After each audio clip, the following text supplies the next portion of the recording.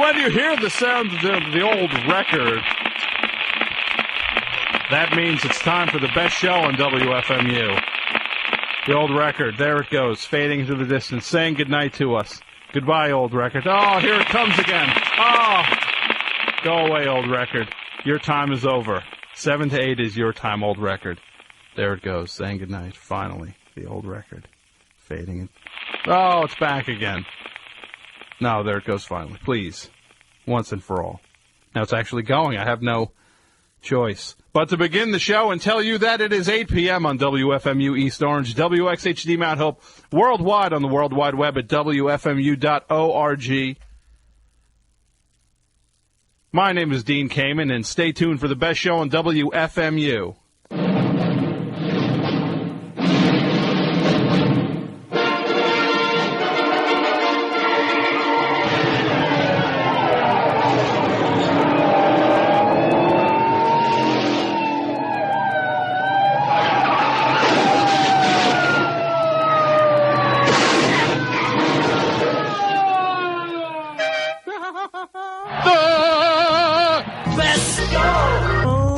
WFMU. The best show. WFMU. The best show. WFMU. The best show. WFMU. I mean, this is ridiculous. It's a radio show. It ain't a 1-hour television spectacular.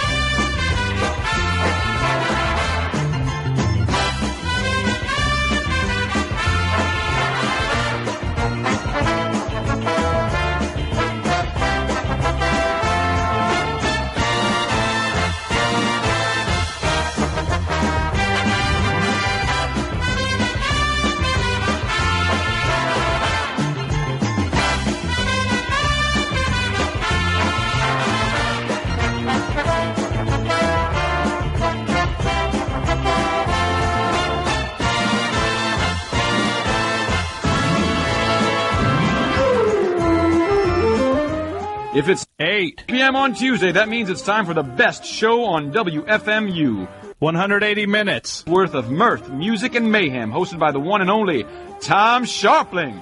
The best show on WFMU broadcast each and every Tuesday night from the 24th floor of the WFMU broadcast building, overlooking beautiful downtown Jersey City, New Jersey.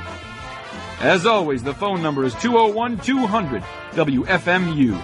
So call now. But please, refrain from dialing unless you've got something to say. My name is Ali Farinaki, and as always, thanks for listening. So sit back, relax, and enjoy. Like the pizza box says, you tried the rest, now try the best. Take it away, Tommy!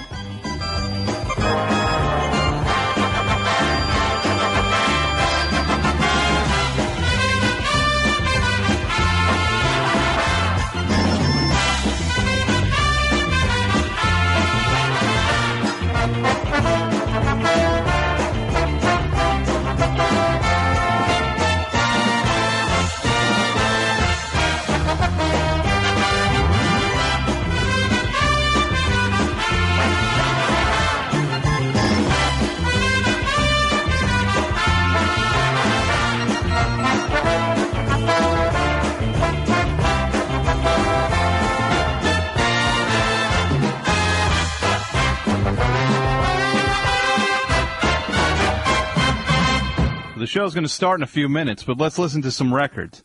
Check this next one out. It's a personal favorite of mine. Oh.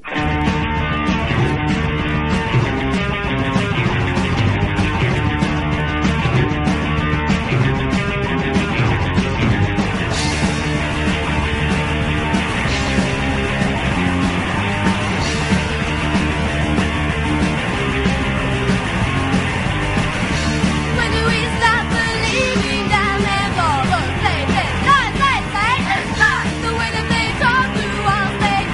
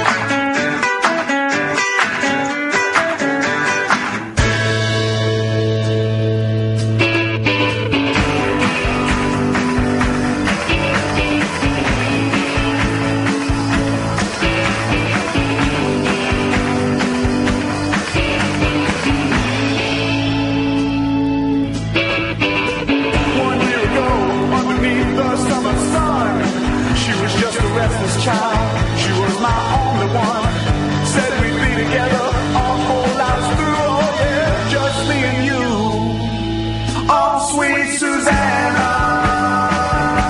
Can you remember? Oh, sweet Susanna. Can you remember? Two young ones with the sweetest summer love, yeah. Holding hands beneath the brilliant stars above. We knew that something true for us both will never know, oh yeah. So where you go? Oh, sweet Susanna, can you remember? Oh, sweet Susanna, can you remember? Sweet Susanna, do you remember my name? Sweet Susanna, beneath the sweet summer rain. Sweet Susanna, come on and do it again. Sweet Susanna, oh sweet Susanna, oh yeah. Sweet Susanna, come on and do it again. Sweet Susanna, come on and do it again. Sweet Susanna, come on and do it again.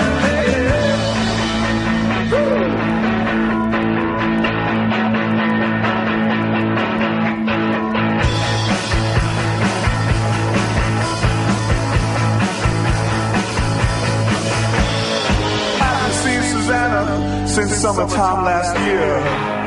Hear her name and all these memories reappear. Think she wonders about the love we once knew. Well, I do. Oh, sweet Susanna, can you remember? Oh, sweet Susanna, can you remember? Oh, sweet Susanna, can you remember? Oh, sweet Susanna, can you remember?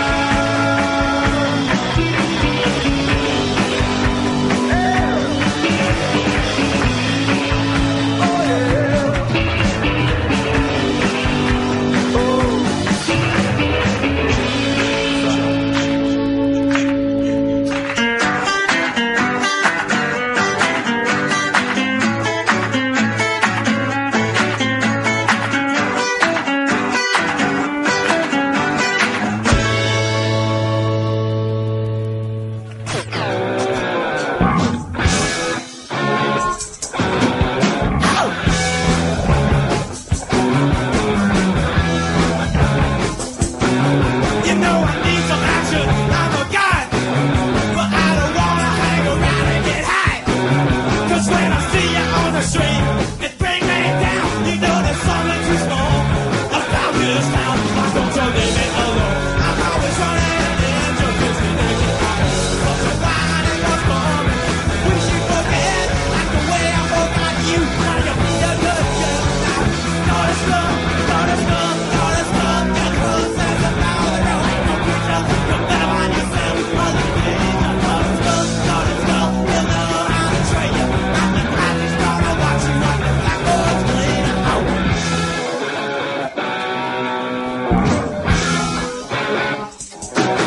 You know the first time that we met, you weren't just hanging out. No, baby, you were busting into the seams.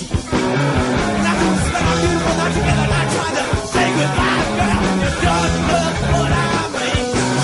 Why don't you leave me alone? I'm always running into destination. I'm home with your wine and the fun of you. Wish you forget like the way I forgot you. Why don't be a good girl now? God is love, God is love, God is love. You're trying to pass it on, there ain't no preacher.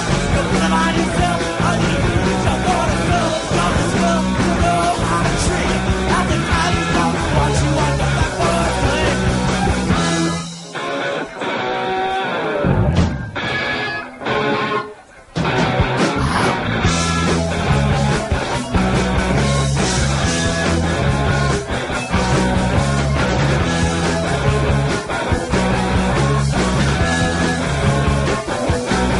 Why don't you leave me alone? I'm always running into destination. I'm home with your wine and the moment.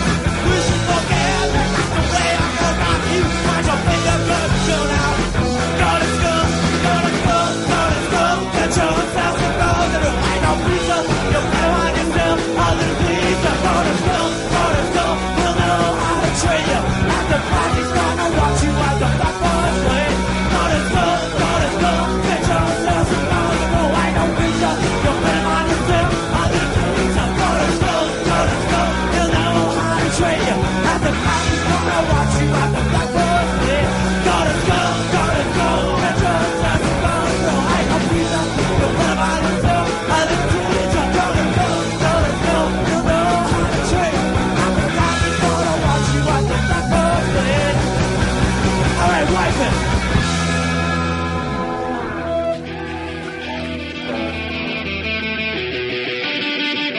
dance with me slow.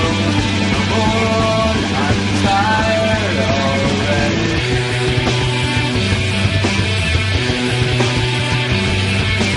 Carry softly with intimate reply, telling me I'm alright.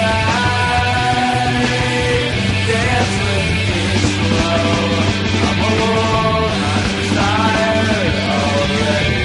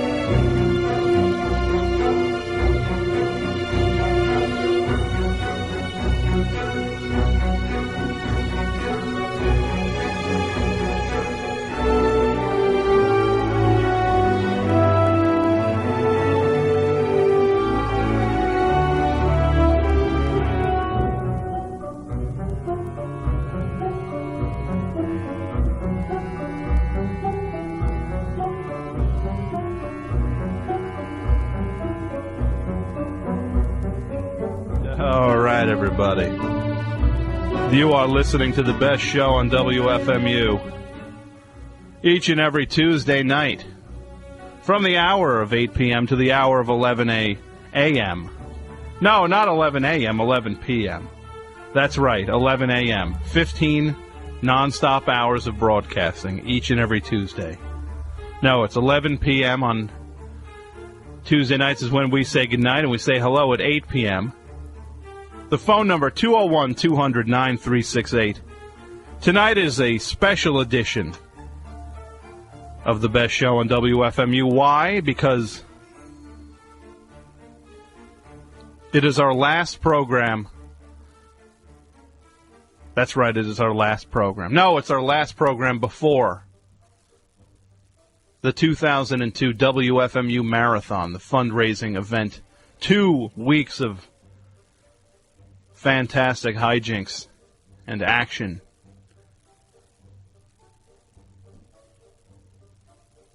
As you know, WFMU is 100% independent and 100% self-sufficient, which is why we can do what we do here each and every week.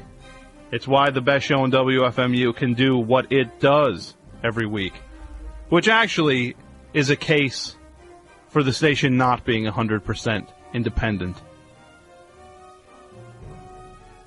Maybe we need someone from Merck here monitoring the program. But anyway, we don't accept corporations' money. We don't accept government's money. We don't accept underwriting. And we only interrupt our programming once every year to ask you, the listener, to keep us listener-sponsored. Last week, we mailed out a pre-marathon brochure to everybody on our mailing list. If you want to respond by mail, that's fine. Otherwise, call in between March 4th and March 17th. There's prizes, action, special guests, excitement. And I'm telling you right now, if you listen to this program, you have to pledge during this program. Tommy needs your money. I'm not going to start the thing now, but you like the show, you show your support for the show, you like the station, you show your support for the station. If you want to come down and volunteer, the man to contact is Scott during business hours at 201-521-1416, extension 228, or you can email him at volunteer@wfmu.org. We need volunteers to answer phones, stuff envelopes, do data entry, cook, bring food, and more. Hey, before I get too carried away, I just want to say we heard the music we heard, Party of Helicopters from their new 2-CD set on the Trouble Man Unlimited label. The record is called Space and How Sweet It Is. We heard Slow Dance.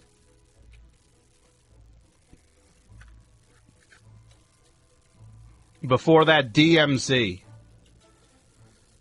There's a new record out called Live at the Rat.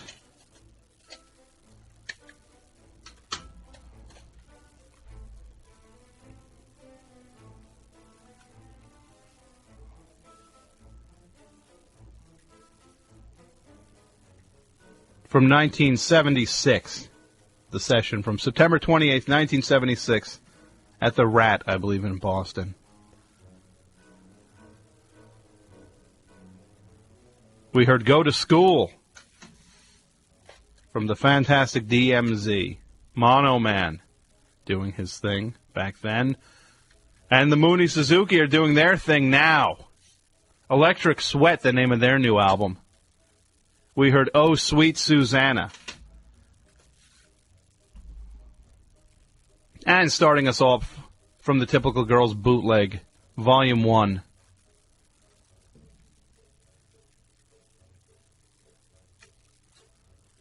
Sado Nation with Mom and Pop Democracy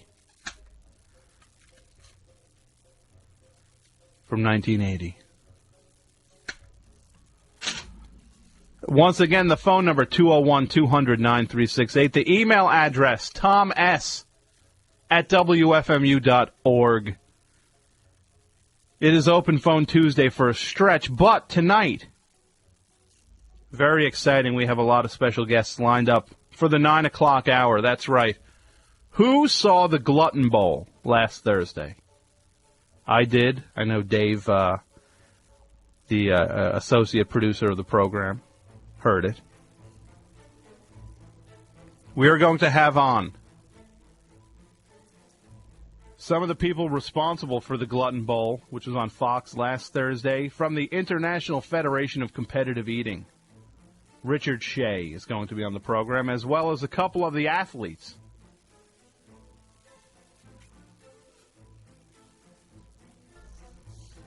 Later in the show, I'm not sure. We're going to have Ed Cookie Jarvis on.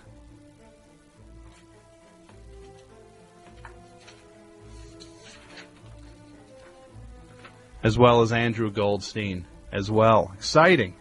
Two athletes. The head of the International Federation of Competitive Eating. That is for the 9 o'clock hour. So if you have any questions or comments, get ready for that.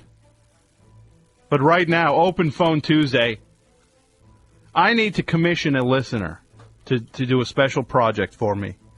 Now, so if you're one of the people who wants to help the program, I need a friend of Tom right now to call up who's willing to undertake a little project right now. 201-200-9368. 201-200-WFMU. I need a friend of Tom. And if you want to be a friend of Tom, FOT, F-O-T, is the fan club for the show. If you write Tom S. at WFMU.org and say, I want to be a friend of Tom, I'll send you out a membership card right away.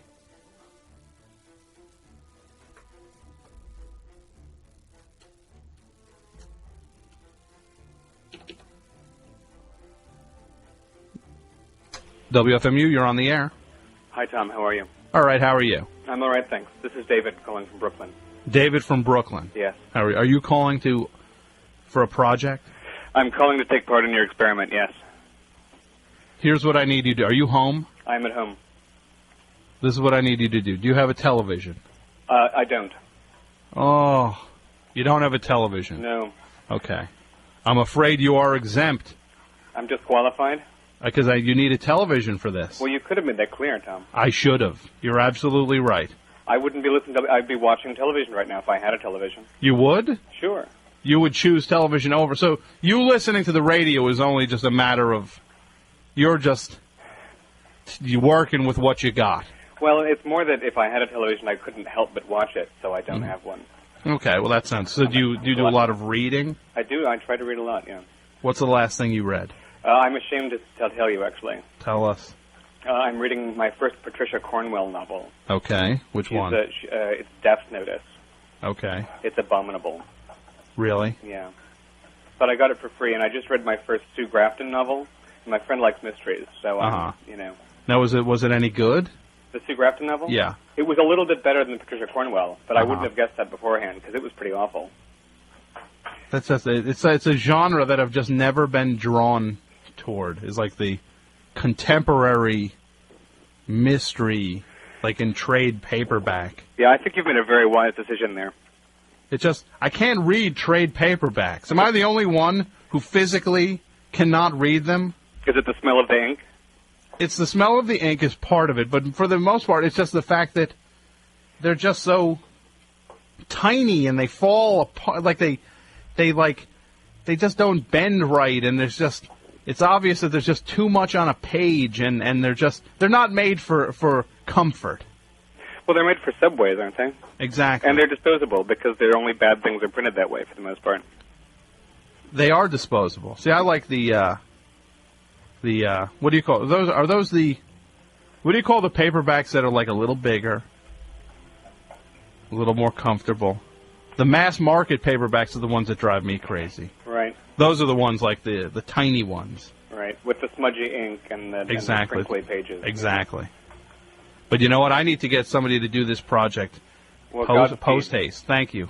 I appreciate you calling. Mm-hmm. And are you going to pledge to the WFMU record I always do. marathon? I always do. And when are you going to pledge? Probably Sunday afternoon.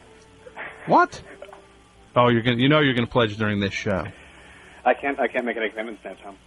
You can. I can't. What's stopping you from making a commitment? Well, I don't want to spread myself too thin, you know. Then blow your load here. One stop shopping, my friend. I'll do right by you. How's that? I'll do right by you. Are you in the Friends of Tom organization? You know, somehow I haven't gotten around to joining yet. Do you have a computer? I don't personally, but I know people who do.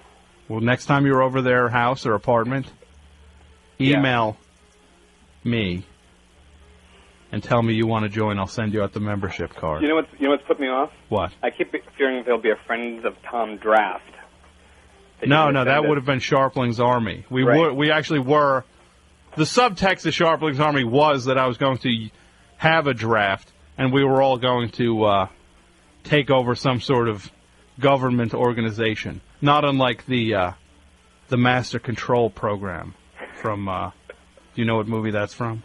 It sounds familiar. Logan's Run, maybe. Tron. It was from Tron. Tron. You've mentioned Tron a lot lately. Did you recently purchase I bought that? the DVD for Tron. Yeah, there you go. Yes. I haven't seen that since it was new. You should buy it.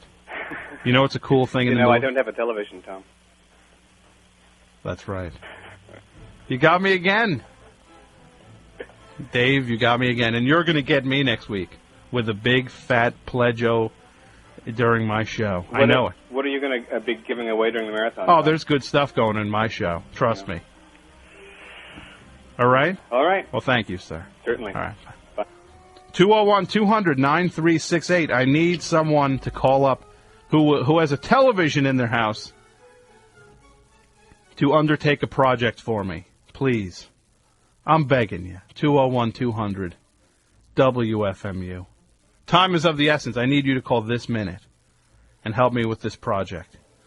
What's the project? Do you know what the project is, Dave? All the way out there? Yes, I need someone to review the Julia Louise-Dreyfus show and then report back later in the program and tell us how good or bad it was. 201-200-9368. The show is about to start any minute now. I need you to tune in to Channel 4 and let me know how bad the show is.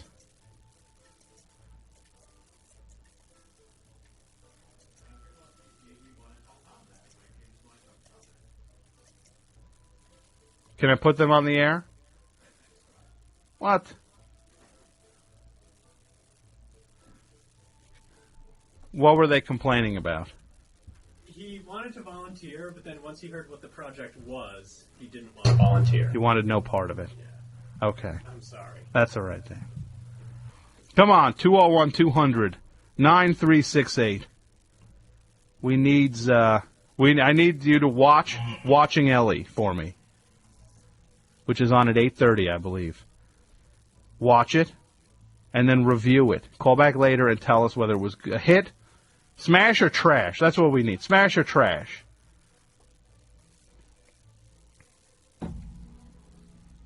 Who's going to step up to the plate?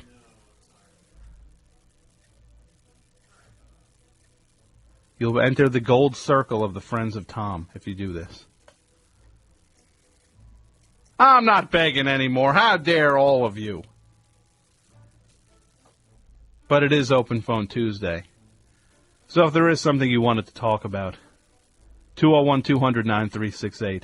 Coming up at the 9 o'clock hour, we've got, from the Fox show Glutton Bowl, we're going to have the head of the International Federation of Competitive Eating, Richard Shea, as well as a couple of the athletes. We're going to have Ed Jarvis and Andrew Goldstein, two of the competitors who were on television during the Glutton Bowl last Thursday, which really was one of the most amazing shows I've seen in a long time. I was truly excited by it. Hey, last week we talked about the Segways, the the human transporters, which are, there's 3 of them being auctioned off on Amazon.com right now.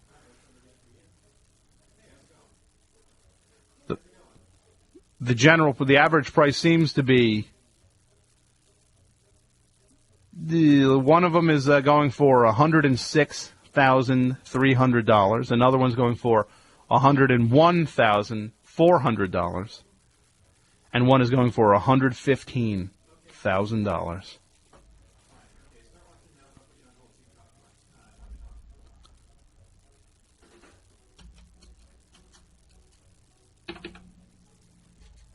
WFMU, you're on the air.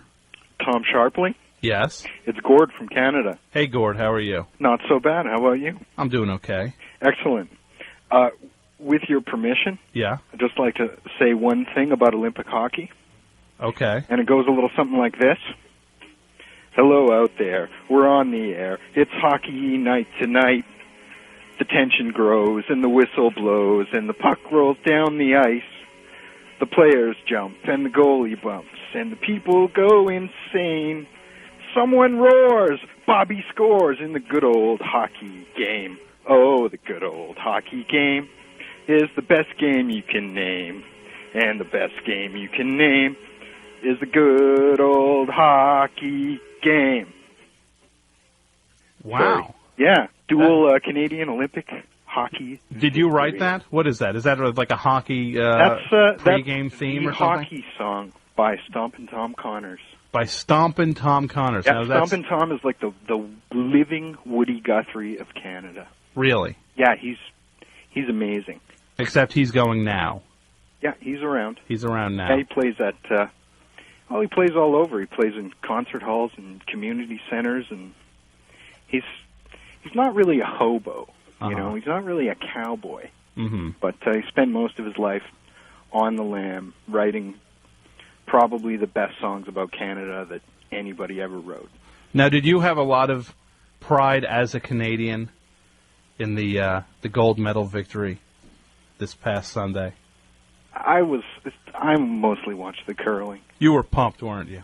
Yeah, I mean, I like the women's hockey actually better than the men's hockey, to be honest. Okay. Now, are you proud of the curling? No, we pooched out in curling, eh? You pooched out. Yeah. Well, that means you flopped. Yeah. You bombed. Yeah. Now, what are you honestly? We lost to the Scots. So I guess this was the year where, you know, if you're the originator of a game, then you get the medal, I guess. Are you honestly a fan of curling, though, or are you just being kind of No, silly? I'm a true. I watch more curling than I do hockey. Now, up there in Canada, yeah, is curling just on television?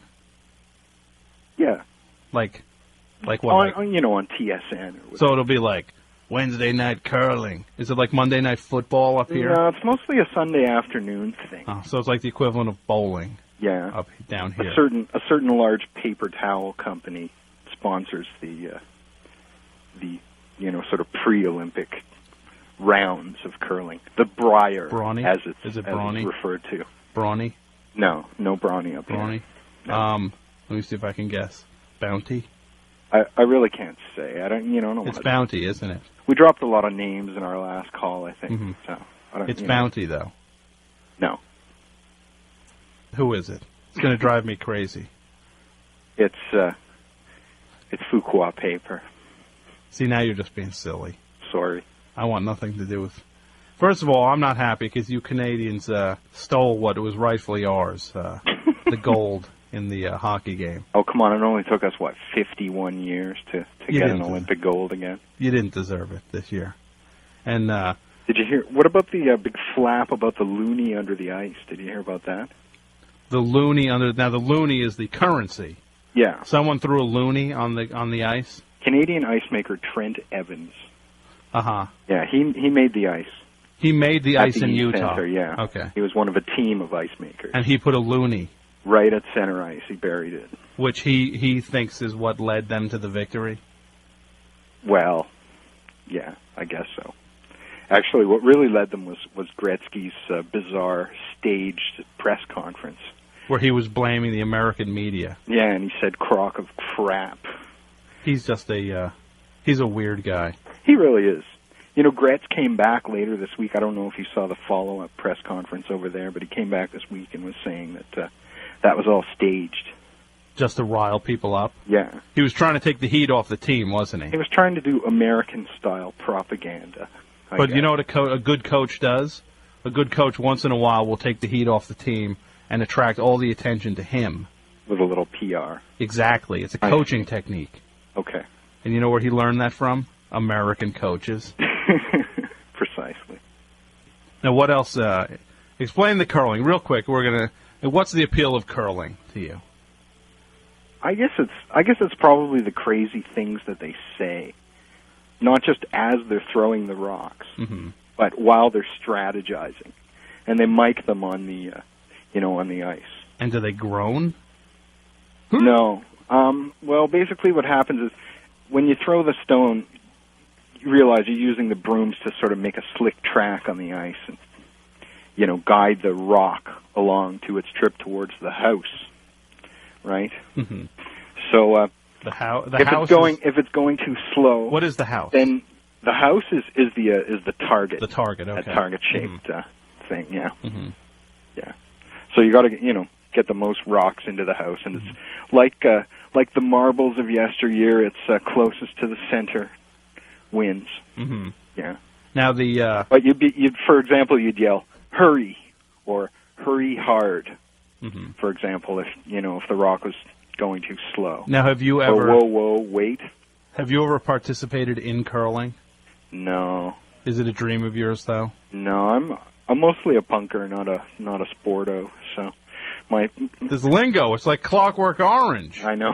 Punker, sporto, hurry hard. I know. I had to florg some Minorg or something. Florg some Minorg. Yeah. Hey, when that guy Bumpin' Joe Stompin' Tom Connors. Stompin' Tom Connors, when he puts on a concert and you don't like it, what does he say? You want your money back? If he's a true Canadian, what does he say?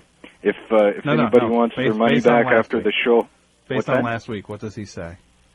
Oh, he says, "I'm sorry." There you go. Stop apologizing, you Canadians. I'm sorry. I was trying to be too elaborate. Toughen up. I know. Take a page from us down here. Well, that was our strategy this year. I guess it was the complainingest Olympics of all time. That's how I'll remember it. So you guys were trying to... We're trying to make a little noise. Rattle a saber, if you will. Okay. I think it was those cool hats and everything. We, sort of tried to ride this wave of Americanism. I'm all for it. Go Canada. Okay. Talking of which, yeah? Let's not forget my pledge, my marathon challenge. Okay, what is it for all your fellow Canadians? Well, you need to produce actual Canadian email addresses of 5 card-carrying FOTs.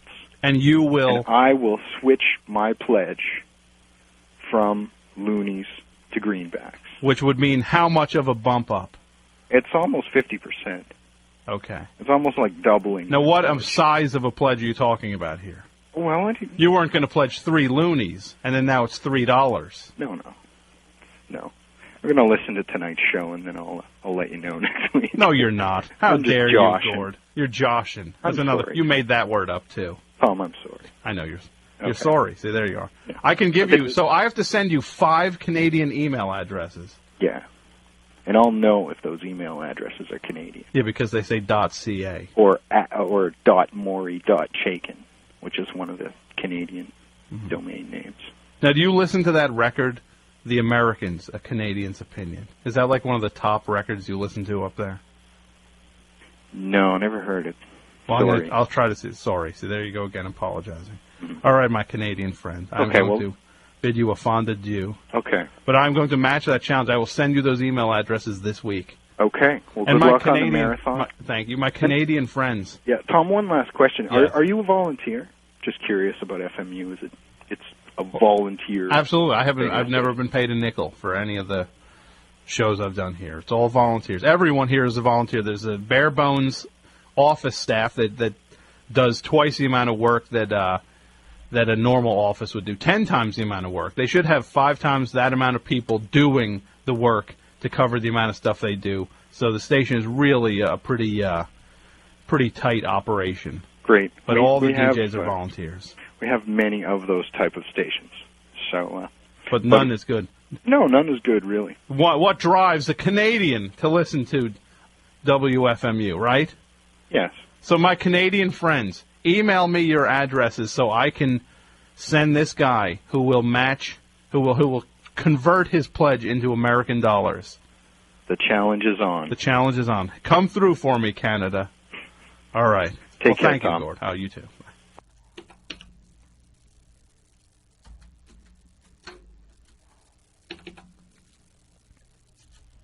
WFMU, you're on the air. FMU, you're on the air. Okay.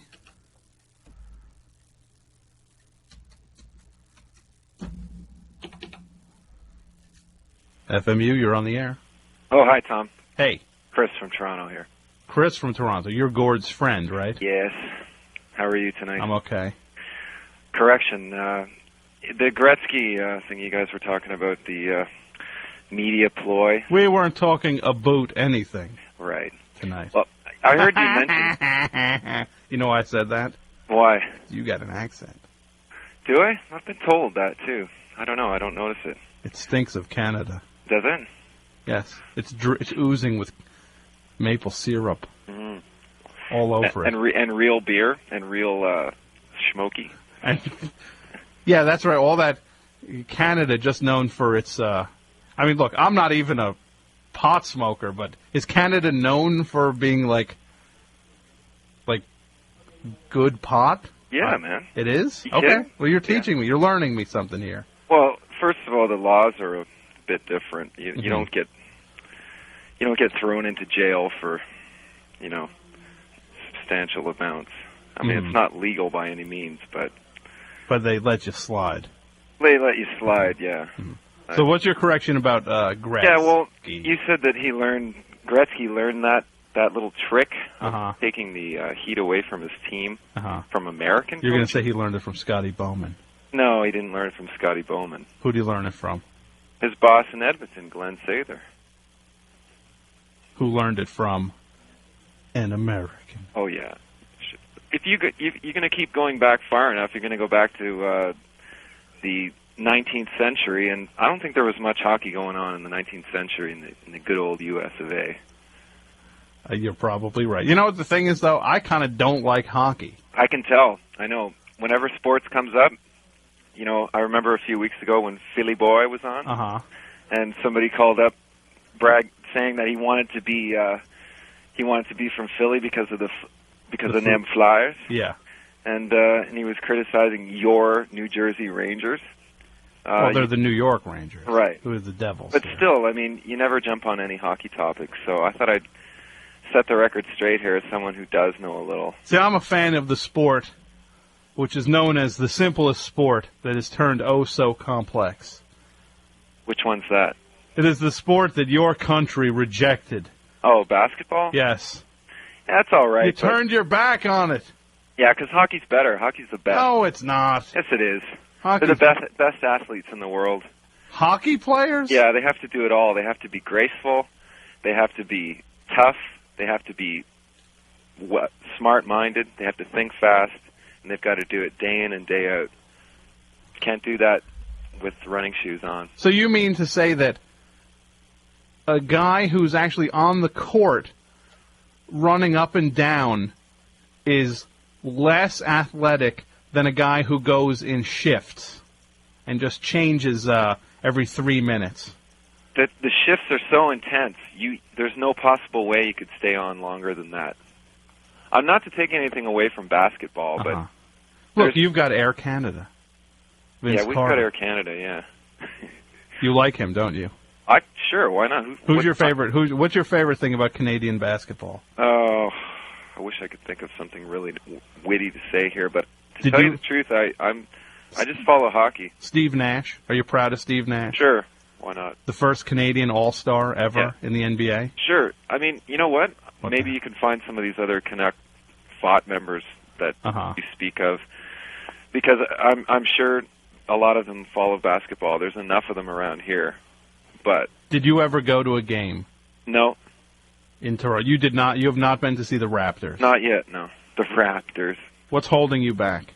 That name. That I don't name, like. though. I really am saddened by their choice. They picked that name in the heat of Jurassic Park mania, and it smells of a cheap sort of. No. Yeah, the Raptors. Yeah, it does, absolutely. You know what name they would have picked now? The Hobbits. Yeah. Hey, you know what movie I saw last night? What's that? Blow. How was that? And man, did it blow. We got it from the corner store video machine. There was nothing else. You and Gord? No, Gord actually lives about an hour away in my old hometown. But the two of you get together every once in a while. Oh, yeah. I'll probably be talking to him later tonight. I say you do that. Well, I have to... we just topped out on the amount of Canadian... Just like you are supposed to have a certain amount of Canadian programming up there for every program. We are only allowed a certain amount of Canadian programming for every broadcast. Hey, no problem. That's why I switched the topic. But it sounds like you got to go anyway. Because I got to get ready for the Glutton Bowl, guys. Okay, don't. That movie stinks. What stinks? Blow. Blow? Okay. It's really bad. Chris in Toronto says Blow stinks. Oh, yeah.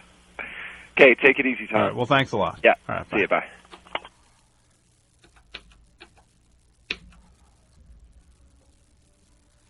Coming up in about 10 or 15 minutes, we are going to have representatives from last week's Glutton Bowl on the show. Head of the International Federation of Competitive Eating, Rich Shea, will join us, as well as competitive eating athletes Ed Cookie Jarvis and Andrew Goldstein. That's 15 minutes away, but in the meantime, it still is Open Phone Tuesday. 201-200-9368. That's 201-200-WFMU. I have a couple people on the email. Tom S. at WFMU.org. A couple people emailed in and said that the Julia Louise-Dreyfus show is not looking so good. But I need someone to call up at the 10 o'clock hour and give us a review of the show, because I'm here. I need to feel like I didn't miss anything. Tell me what it was like.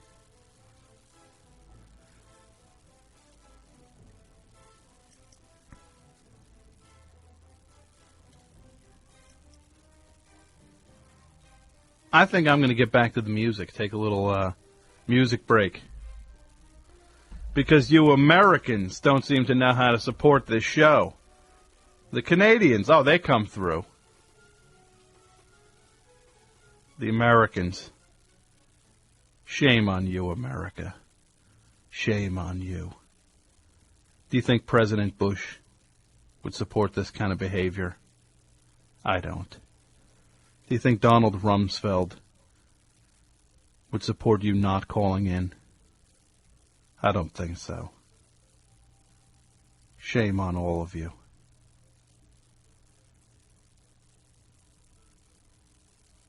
And I know you're waiting for me to say that if you don't call, the terrorists win. But I won't say that. You know why? Because it's obvious. And if I come on and make obvious jokes, you know what happens? The terrorists win. 201-200-9368.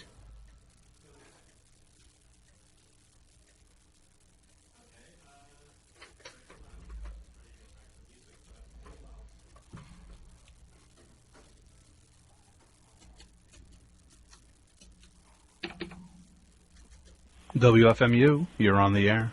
How's it going? All right, how are you? All right. I want to compare basketball and hockey. Okay. I agree with you. The basketball players are better athletes, no doubt. Absolutely. But they can't fight like hockey players. Well, that's obvious, too. Did you ever see basketball players fight? Yeah, they're terrible. They look like windmills. Yeah, they're the worst fighters ever. They are the worst fighters in the world. Yeah. But I want to tell you one thing, though. The only guy who ever landed a punch was Kermit Washington. He didn't even mean to. Yeah. The punch where he dislocated Rudy Tomjanovich's face. Yeah. So tell me, friend. Well, I want to tell you one thing. Aren't you the guy who called about the Intellivision? Yeah, how'd you Did you remember? find one? Did you find one? Yeah. Did you find the game you were looking for? It wasn't worth the money. It wasn't, was it? No, it's awful. I spent $30. Because Intellivision stinks. I think you're right. I think I'm going to convert to Atari now. Hey, you know what you should convert to? What's that? PlayStation 2. Nah, This it's is really expensive. I have PlayStation 1, which I like. Uh-huh. But you know what? I've noticed something. Like, some of the games don't really change much. Like, if the baseball game, if you get the 2002, there's maybe 3 different things in the entire game. Uh-huh. It's really a waste of money to get the latest of the latest. Well, you get the new players. Yeah, but that's it. But you know what? You can create your own players. So you can just make up those players yourself. I can't sit there all day doing that. That's easy. Well, You know it's easy. what would be cool? What's that? If they have a PC. You know what I always wanted to do? Have a PC game where you can put your face on the actual player. You can kind of upload it into the guy's face. I think they're going to do that someday. I don't think they'll ever do that. I don't think they'll ever have the technology to do that. I think so. Never, ever will they be able to actually put someone's face on a computer game. Wouldn't that be great? Never. And then you see your name if you score. 3,000 years from now, they will not be able to do that. They will still be figuring out It might how not to be do sports 3,000 years from now. that. Oh, there will be sports 3,000 years from now. Oh, but I want to make one point. You know what about- game? You know what'll be the best sport ever? Well, you'll 3,000. probably say basketball. No. Glorp ball. Which one? Glorp ball Glorp ball. will be the most popular sport on Really? Earth. You think it's better than netball? Well, Glorp ball will be the only sport that exists. I want to make another point, though, about... Because the Shiar Federation will not allow competition amongst bipeds. I see. You know why? I have no idea. Because of the Shiar Treaty. Uh-huh. Do you know what the Shiar Treaty was? No. It was I the have no treaty idea what you're talking about. The treaty between Earth and Neptune. Where did you come up with all this? Where did you find out this information? This is just the way I see the future going. Yeah. Anyway, I was going to just say that I think hockey referees earn their money. That's probably the toughest referee sport to referee because you got a bunch of goons and you got to skate. I mean, these guys can't skate for more than a minute, and the referees skate all day. You know what the toughest referee sport is, I think? High-lie. High-lie. I've never seen a high-lie game in person. You've never seen a high-lie game in person. No, I know what it's about. And it's like, you call yourself an American. They have that weird cup kind of like thing. Exactly. And then it's supposed to be the fastest sport on earth or something. Exactly. You're close to Connecticut, right? Is that where they play high-lie, Dave? Yeah. Connecticut, right? Like Milford, Connecticut? Yeah, and like Rhode Island, I think, too. I say, get thee to Milford, Connecticut. Milford High-Lie. And you can gamble on it, so you can bet on it, right? Yes, you can. Wow. You know what else you can bet on? Do you bet on? Do you bet? Do You know what else? You know what else you can bet on? What's that? Football games and baseball games and basketball games. Do you gamble? A little bit. You bet on sports, or do you bet on like the racetrack or the dog track? I bet on me doing things. Like someone will bet me like $1,000 if I can like stick my face into a fan. And if it'll, Have you done that? For $1,000? Yeah, I have. Did you get injured? Yes. Did you use your tongue, or did you just stick your face right in it? Kind of my forehead. Were you drunk? No, I was money hungry. Let me ask you something. Is it lucrative to keep making bets with people? Do you make like bar bets where they're kind of rigged, or do you have real bets with people and you can win money? I bet someone on how much ammonia I could drink. Did you win? Yes. Did you drink any, or did you trick them? No, I drank some. How did you live from that? About like a 12-ounce cup of ammonia. Wow. But I cut it with man. I cut it with Red Bull, so it wasn't so bad. Oh, okay. You know what helped? What's that? The taurine. What's taurine? It's in Red Bull. It's a secret ingredient. That's that energy drink that's supposed to make you crazy, right? Supposed to? I've never tried it. Does it make you crazy? Well, I drank 12 ounces of ammonia, didn't I? Yeah, I guess.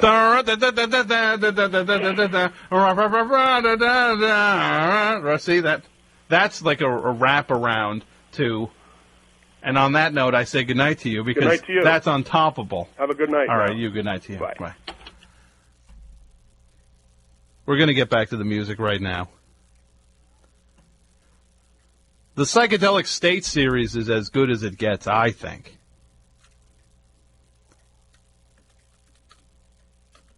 And we're going to hear something from Volume 1 of Alabama. Here are the illusions and shadows of you.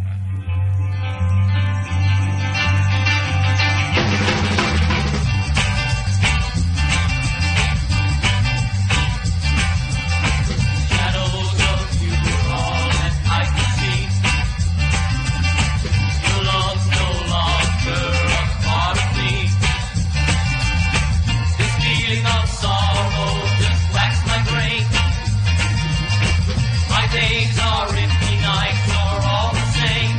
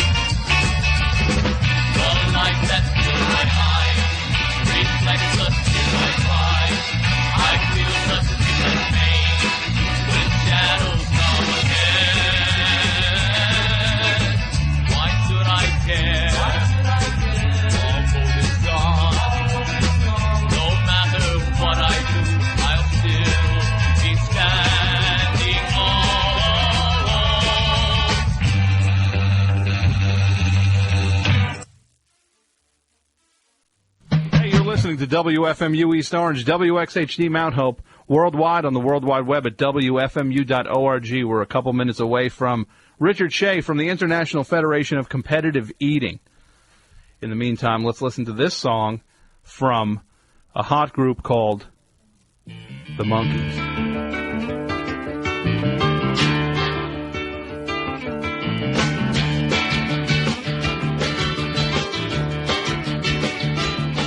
With his fool's gold stacked up all around him, from a killing in the market on the war.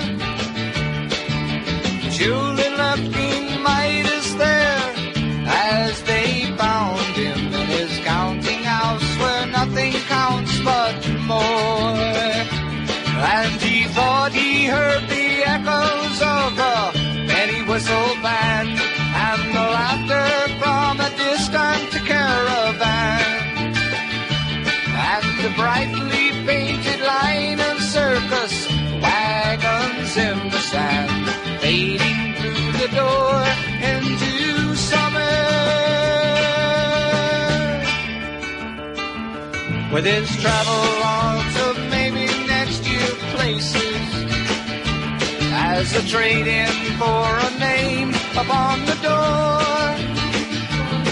and he pays for it with years he cannot buy back with his tears, when he finds out there's been no one keeping score. And he thought he heard the echoes of a penny whistle band and the laughter from a distant caravan, and the brightly painted line of circus wagons in the sand, fading through the door into summer. Yes, he thought he heard the echoes of a penny whistle band and the laughter from a distant caravan. And the brightly painted line of circus wagons in the sand, fading through the door into summer.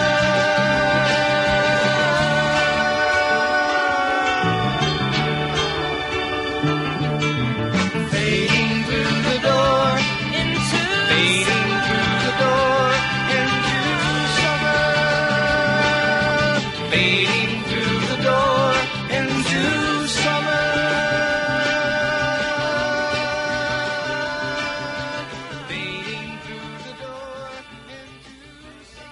Okay, and we are back on WFMU, East Orange, WXHD Mount Hope, and that was the Monkees with Door into Summer. Before that, we heard from the Psychedelic States Collection, Alabama, Volume 1, we heard Shadows of You by The Illusions. And now we are very appreciative to be joined by, from the International Federation of Competitive Eating, the company that I was associated with the Glutton Bowl last week on Fox, Richard Shea. Richard, can you hear me? Yes, how are you? Great. Well, thank you for coming on the program. I appreciate it. I'm very happy to be here. What's cooking tonight? Well, last week I, along with a lot of people, watched the Glutton Bowl. I guess Glutton Bowl 1, I guess it would be. Yeah, we hope that's Glutton Bowl 1. It is Glutton Bowl 1. We did okay, so... How were the ratings for it, by the way? They were okay. We went up against the Olympics, which is brutal, but, they got a 28 on the Olympics, which is about 3 rating points off of the Super Bowl. Mm-hmm. But we held our own and came in 4th place that night, so that's pretty good. That's not bad. And especially considering it's a brand new sort of concept for that type of TV, although competitive eating's been around for years. Exactly. So the Glutton Bowl was the first national exposure to like a on primetime television to competitive eating. Is that true? Yeah. And how was the International Federation of Competitive Eating associated with the show? Well, we sanctioned the event. I was a co-executive producer. My brother George, who is also with the IFOCE, did color commentary. Okay. And how long has the IFOCE been around? We've been around for about 6 years, and competitive eating's been around forever, but there was no one governing body, and there was a lot of people having events loosely held and no control, so we thought we'd get involved, and people were calling us anyway and saying, we were running different events, and people were saying, who's the champion of this, who's the champion of that, and so... Now, what do you guys bring to the table when an event is sanctioned by the IFOCE? Well, we try to advance... Competitive eating is becoming more and more popular domestically and overseas, and we're trying to advance the sport safely and keep an eye on things and sort of maintain its integrity, so... We often will arrange the contest. We will make sure that all competitors are over 18 have an EMT, things like that you would normally find like the NFL or the NCAA doing. And then we also try to advance the creative and just have a lot of fun with it. But definitely treat these guys like the athletes they are. Mm-hmm. Now, are you affiliated? Like, do you guys report to the Guinness people if somebody's setting a record? Yeah, some of our contests are listed in Guinness, but that's not necessarily our focus. What is the focus generally? I mean, the focus is to advance the sport and bring it to more people and let more people compete. And one of the charms of competitive eating is that it's the sport of every man. Okay. It was pretty much you don't need to be to kick a football 50 yards or everyone eats, I guess. Yeah, that's the thing. I mean, a lot of guys will tell you, and I know you're going to see some eaters a little bit later. They'll say, I'm a regular guy. I have XYZ job, and it turns out I can't throw a football 60 yards like Tom Brady, but I can eat 60 slices of pizza or 150 jalapenos. And so it's great to see people find something that they excel in. It's something we don't have in our schools, obviously, and it's certainly not in the Olympics. And so it's fun to be around that type of excitement. Now, are you a competitive eater, or what led you to get involved? I've always been involved. We were always involved producing the hot dog contest, the Nathan's Famous Hot Dog Contest. Okay. Kind of the masters of competitive eating, sort of one of the most coveted titles. And and so like I've always been around competitive eating, and I've sort of watched it develop, and now I'm actually at the forefront of it, which is a lot of fun. Mm-hmm. And we're developing new concepts, and the Big Easy Eat Off in New Orleans, and the Boston Eat Party, and all this stuff. We're going over to London next month. You know, it's just great. Mm-hmm. How many members are in the IFOCE? We have about 300. Actually, ever since the Fox show, we've had a lot of interest. But right now, we have 300 qualified members. We have about 100 guys who are ranked, and that's worldwide.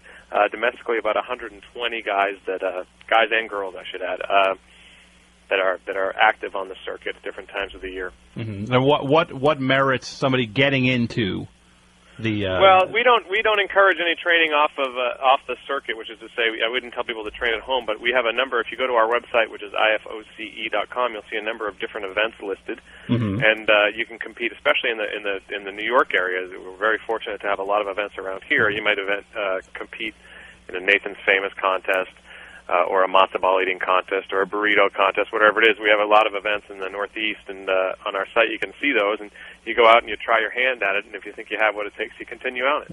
Now, what's the next upcoming event that you guys are involved in? Well, we have the Big Easy Eat Off in April, which is the next big event. That's this April now. This Sunday on Discovery, at 9 p.m. on the Discovery Channel, there's a show that if people want to learn more about the sport, they can watch. It's called Gutbusters, and it's kind of behind the eating, if you will. It's sort of a look at the sport and some of the competitors. And Gutbusters is just a straight-up documentary where, the Glutton Bowl was just straight-up eating. Mm-hmm. Now, what would I should say? I'm joined by Richard Shea, who's what is your title with the international? I'm the president of the International Federation of Competitive Eating. I was a co-EP of that show on Fox. Okay, and. Now, what do you say? Some people, I've read criticism of the Glutton Bowl 1. I've seen a lot of people criticize it, saying that it's like they get on that it's not athletics, and it's it's like the worst side of humanity. Like, what is your? It's not true. I mean, it is athletics. Running and jumping are in the Olympics. Those are athletic events. You can imagine 30,000 years ago, a bunch of Neanderthals in a cave in the dead of winter, and a rabbit walks in. And that is competitive eating, and that it's a sport that's most inherent to man. I think that I don't want to diss snowboarding, but a McTwist into a fakie is something that's been manipulated in the past 6 or 7 years, and competitive eating has been around since the beginning of time. And the Nathan's Famous contest here in New York City has been around since 1916. So, I mean, it's a sport. These guys treat it as such. We treat it as such. It's an athletic activity governed by a set of rules. Mm-hmm. Now, I guess, is there a guy in the field of competitive eating who is like the Michael Jordan of competitive eating? I mean, I think that the gentleman that you saw win that Glutton Bowl, Takeru Kobayashi, I mean, what he did at Nathan's this year, I mean, 50 hot dogs in 12 minutes. Then he goes on to win the Glutton Bowl, north of 10 pounds of cow brains in 12 minutes. I mean, this is a guy who is the Michael Jordan of eating, if there is one, but I would say it's more like 100 home runs before the All-Star break. It's just so overwhelming, For a guy to just put it back that much. He just puts it back, and he's a diminutive guy, but he is really focused. He made $150,000 or something last year eating competitively in Japan. So it's definitely taking off, and he's an amazing athlete, very charming guy, good ambassador for the sport. Now, when you see like behind the scenes after an eating event, is he just does he just double over and in agony? No, actually, it's funny. After the Nathan's contest, I had never seen anything like it, and I've been around competitive eating for a long time. The most I've ever seen is someone put down 25 hot dogs. He went around and did 2+ hours of interviews, and then went and actually ate again. He doesn't. This is like an amazing ability of this guy's.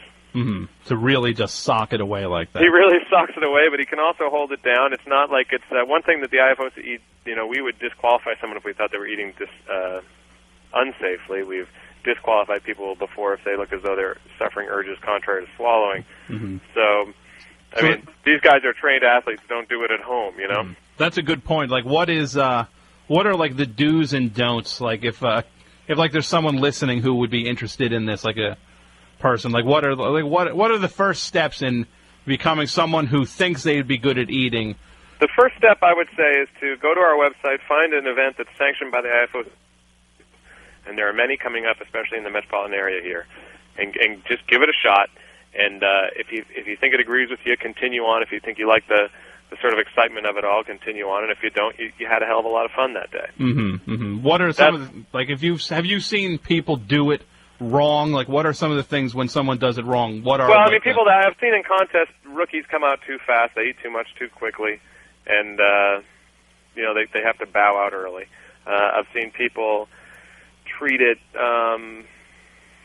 without the respect it sort of deserves, sort of come into it half-heartedly, and then they see themselves getting beaten quite terribly by real competitors, Mm-hmm. But it is a sport of every man. I mean, it's intended to be fun, just like any endeavor, Mm-hmm. and like any pastime. So you really can't do it too wrong. I mean, just come out and have fun, and if you enjoy it, we'd love to get you on board. What are what's like a secret that you can give us? Like what's well, like? I think a lot of the guys these days are talking about this transcendence, that the Japanese kid, who's a lot smaller than a lot of the eaters we have, is sort of transcends, and he can mentally get himself through more food than our eaters can. And I think that one of the secrets might be to be a disciplined athlete, no matter what the medium is and what the discipline is, Mm-hmm. and sort of treat it like the sport that it is. And that way, you just as if you were going to eat.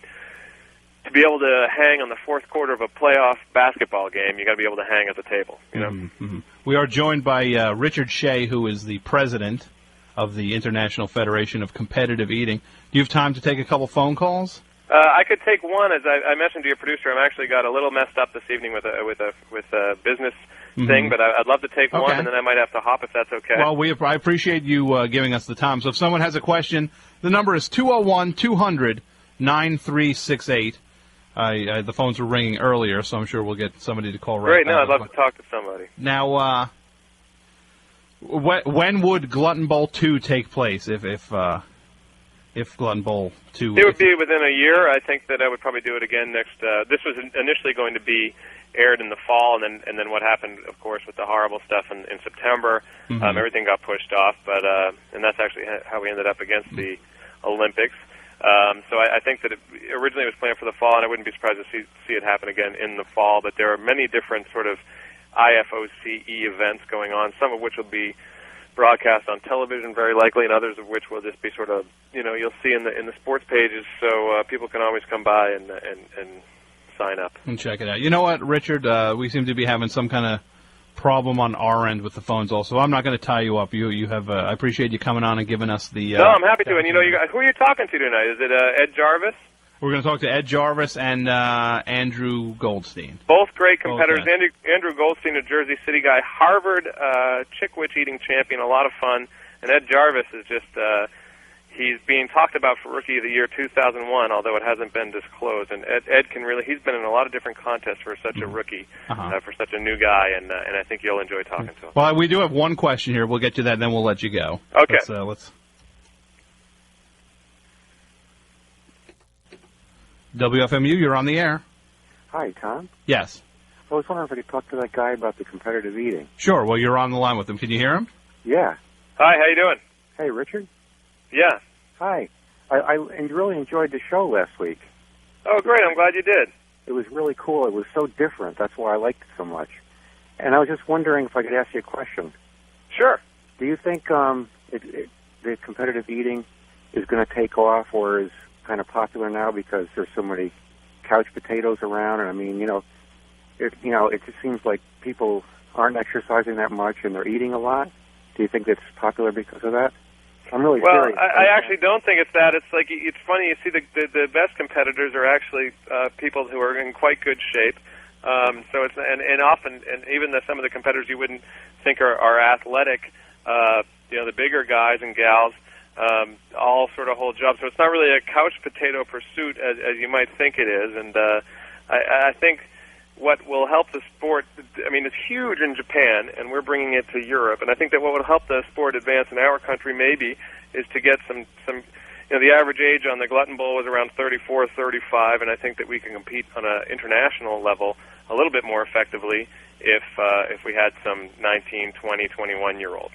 Mm-hmm. Okay, well, that's a great question, and people can get more information at IFOCE.com on the International Federation of Competitive Eating. And thank you, Richard. All right, guys, thanks. Okay, good night.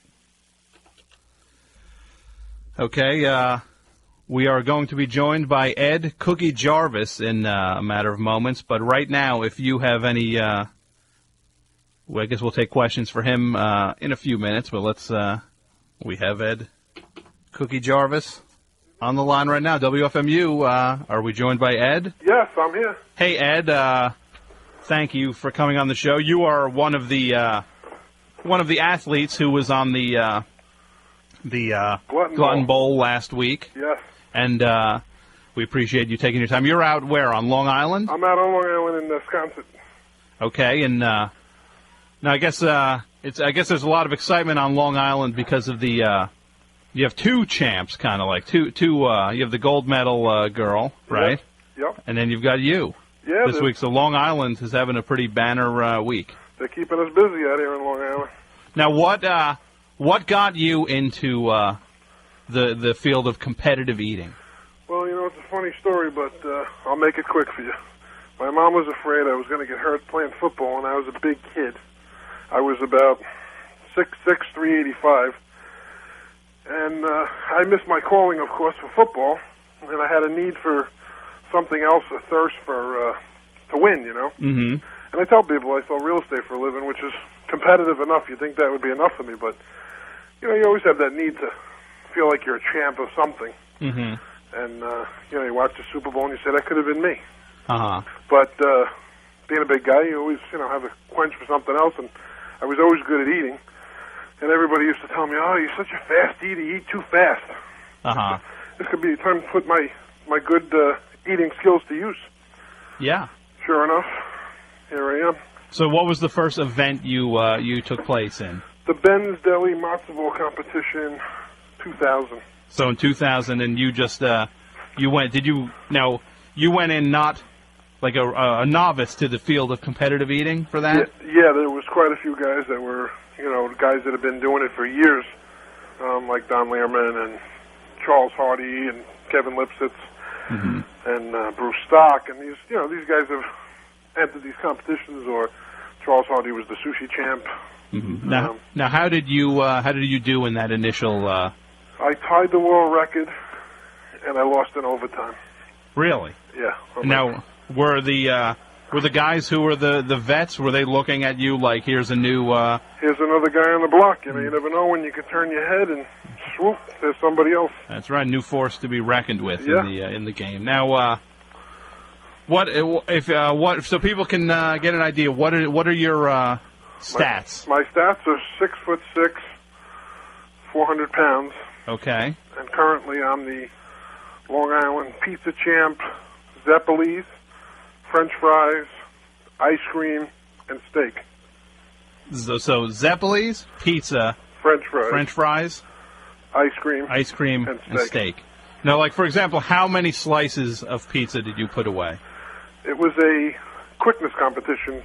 The fastest guy to eat a whole 17-inch pie. Uh-huh. And I ate a whole pie in 3 minutes. 3 minutes. Now, were you folding the pizza in half, or? Just slice by slice. Just boom, boom. Boom, boom, boom. Uh-huh. Now, what is the secret to something like that for you? There's no secret. I think people just, a lot of people can take down bigger bites than others. Mm-hmm. Try not to chew too much. But it's like anything else. It's just having a good day, I think, a lot of times has a big factor. But when you're mentally going into something like that, is there some sort of psychological preparation you have to do just so that you don't get... Because people are watching you eat now, and people are, shooting off a starting pistol and saying, go. It's not just you at home. You're actually in a race. Correct. So what mental preparation do you do for something like that? Well, I just kind of zone the whole thing out, really. Okay. I find that's the easiest way for me. It's just to focus on the thing. So the Zeppelis, what were the circumstances with the Zeppeli title? I ate 15 and a half Zeppelis in 4 minutes. Okay. They wouldn't let you drink water, which is very unusual because it's a hard item to eat without water. Yeah, it turns pretty dry, I'm sure, pretty quickly. But I still managed to eat 15 and a half out of the 16 they gave me. Uh-huh. Now, do you top out that half Zeppeli? Was that just you were just too parched? I was not only parched, but my jaw was tired, I think, at that point, because it's very dense, and they were sitting for like an hour. Mm-hmm. They weren't like fresh out of the bat. No, so they kind of they got a little stiff. You get a little stiff, and they probably got a little coagulated, like the oil Yes. is on there. So, French fries, what were the circumstances with the fries? French fries, I went up against Charles Hardy, which was my arch nemesis from the contest at my first contest, which was a bittersweet win. He came in second, and Don Learman, who's a good friend and close competitor, he came in fourth, and Eric Booker came in third. They were doing like a little an open. It was the French fry open. Okay. And how many fries did you eat? 2 pounds, 9 ounces in 8 minutes. Wow. Ketchup? No ketchup. No ketchup. Just straight eating. Straight eating. I think sometimes the condiments take away from it. I mean, if you watch the guy in the hot dog competition, it wasn't like he stopped for condiments. Really, you got to concentrate on the ingredients. Because you're not there for flavor. I'm not there for flavor. Let's face it, the only time you taste it is when you burp later. We are joined by Ed Cookie Jarvis, who is a competitive eating athlete who was featured on last week's Glutton Bowl on Fox and is our special guest on the show. Would you be willing to take some phone calls? Sure. So if anybody has any questions, the number is 201-200-9368 if you have any questions for a competitive eating athlete, Ed Cookie Jarvis. So when did you get the nickname Cookie? That nickname I've had since 6th grade, believe it or not. It was the cereal Cookie Crisp. Okay. The little wizard on the box. His name was Cookie Jarvis. Okay, and that name stuck from when I was a kid. It had nothing to do with my eating ability or anything like that. I mean, it just had a ring to it, I guess, and it stuck. Now, what would you consider to be your specialty? Like, what's the thing that you know you can sock away better than anyone? Well, I think the ice cream was my best event of the year. I mean, the old record was held by Don Learman. He ate 4 pounds in 12 minutes. I ate 6 pounds, 14 ounces to break the record. Wow. Don Learman finished 5 ounces behind me, but I held him off. Now, is that a Guinness record? That's a new record. They're trying to send the tape into Guinness, actually. We'll see if they accept the tape. Okay, and what would be for you, what's something that you just do not excel at in terms of well, I mean, eating? I mean, it's not like you try to eat mayonnaise every day or cow's brains or anything like that, I guess. It's just a matter of what you have a choice of that day. Sometimes you'll eat anything. There's nothing you could... There's some days, for the right amount of money, it wouldn't matter what you put in front of me. Like the Glutton Bowl is a case of that situation. Now, just to recap, what were some of the things on the Glutton Bowl that you ate? Mayonnaise. How much mayonnaise did you eat? Almost 4 pounds. Okay. And you came in... Did you come in first for that? I came in second for that. Second for that one, okay. Bull's Balls. Oh, that's right, yeah. 3 pounds. Okay, and how was that? It was kind of rubbery. They're not that great tasting, but they were... I think if cooked in the right light, the right preparation, they could be better, of course. I mean, it's supposed to be a delicacy, but I don't know, what was my first choice. And what else did you eat on the show? They had brains. Oh, the cow brains, yeah. And how much of that did you eat? Cow brains, they didn't really give us a total at the end. It was just the amount. It was just the act of doing it. I mean, the guy that won probably ate about 15 pounds. Oh, wow. We got some calls coming in here. Let's bring some people up. WFMU, you're on the air. Hi, Tom. Hi. Hi. I was just wondering if I could talk to Ed. Yes. Sure. Ed? How are you? I'm doing good, thanks. I just had a quick question for you. Go ahead. I was wondering, do you do any kind of special... Do you work out all the time as far as your how much you eat? I mean, do you have to stretch your stomach all the time, or do you give yourself a rest, or do you get really hungry before your competition? How do you train, basically?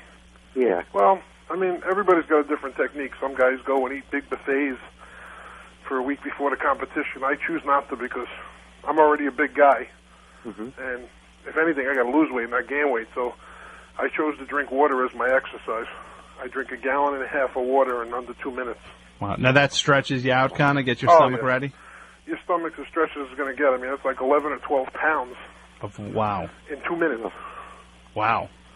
And that's how soon before a competition? I train 2 weeks before every competition drinking water. Wow. Stretch your stomach out? It's just to stretch the stomach out. But But sometimes you could be as stretched as you want and get the wrong ingredients, and you just get nauseous, and you can't avoid it. Yeah. So no matter how big your stomach is, if it's the wrong ingredient, it won't matter. And the Glutton Bowl, you didn't know what you were going to eat. It just came out of this big tin, and you were there. Mm-hmm. Do you think that, just I could make a suggestion, like, if, there's some shows on now that really have gross things that they eat, like worms and stuff like that. Right. And I think that's really disgusting. But I would watch a lot more of those competitions if you had, like, normal foods, because I can envision myself eating a lot of pizza and stuff, We all suggested that they had normal food, but the Fox chose to have a little less desirable, and some desirable. I mean, they had hot dogs and they had hamburgers. Mm-hmm. I guess, I guess it's the times that we live in. Yeah, I mean, people want to see some gross things, and people want to see some, regular food, and in between it's like Fear Factor. Mm-hmm. Yeah, exactly. Well, thanks for calling, caller. Okay. We got a couple more questions coming in here for Ed. Let's, WFMU, you're on the air. Oh, yeah. Hey, I had a question. Okay. How much are you, like, a pioneer of this sport, and how much of a legacy is there? You know what I mean? Like, how much of a history is there to this? Well, I'm currently a rookie. I've been doing this for a little over a year, but currently I'm up for Rookie of the Year. Really? Because I have 5 titles. Okay. A lot of guys have been doing it for a lot of years and haven't had any titles to show for it. Now, when is Rookie of the Year announced? Probably within the next 2 months, from what I'm told. I just haven't heard the date or, a final date for the up-and-coming news, but they tell me I'm a shoo-in for Rookie of the Year because nobody has won 5 titles. Wow. So you are like the... I'm going to be the... You're like the Bill Walton of... you're coming out of, like... Not even like... You're like Tim Duncan. Yeah. You're like you're going to win a championship early on. Like, you're coming in with a pedigree. Right. Well, thanks for calling, caller. All right, thanks a lot. Okay. Bye. More questions. The phones are ringing off the hook here. Let's get...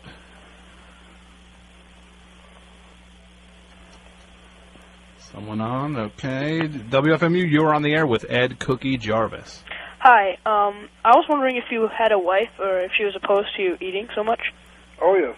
I have a wife, and she'd like me to go on a diet, and I'm actually probably within the next couple of weeks after this next competition, I'm going to go on a diet. I just haven't decided which one. Mm-hmm. In fact, I'm in the process of talking to a few companies on sponsoring me to do a diet like Jared. Okay, like Jared. Uh-huh. We're working on some details. We'll see what comes from it. And I'd like to lose as much as the Japanese guy weighed in the Nathan's event. He weighed 131 pounds. I'd like to lose 131 pounds. Mm-hmm. But you'd still like to remain in the field of competitive eating? It's very tough. There's a fine line what you can do. But yeah, I would still like to remain in the field because I hate to give up my status of being the eater. But I guess at the same time, you got to decide: do you want to eat or do you want to diet? So I'll probably either have to take a sabbatical from eating for a short time and see what comes of it, or do both. It'll be like Jordan, though. You'll come back. They're not getting rid of me that easy. Exactly. They're going to miss it. Caller, do you have another question for Ed? No, thanks. Okay. Thank you for calling. So, the phone number, 201-200-9368. We have our special guest, Ed Cookie Jarvis, one of the competitive eating athletes who was featured on last week's Glutton Bowl on Fox. So what kind of reaction did you get from your appearance on television? What kind of... Well, I've got quite a few. I've already been in the spotlight quite a bit in the local papers and the Newsday, and I think also the viewers need to know that not all competition's just about the eating. Mm-hmm. We do a lot of fundraisers as well. Like what kind of stuff? Well, like for the Nathan's competition, they did cystic fibrosis. Okay. I raised $850 for cystic fibrosis. Well, that's not bad. And I only had maybe 5 days to do it.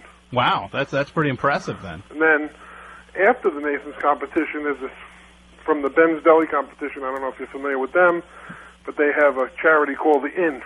And last year they raised $10,000. Wow.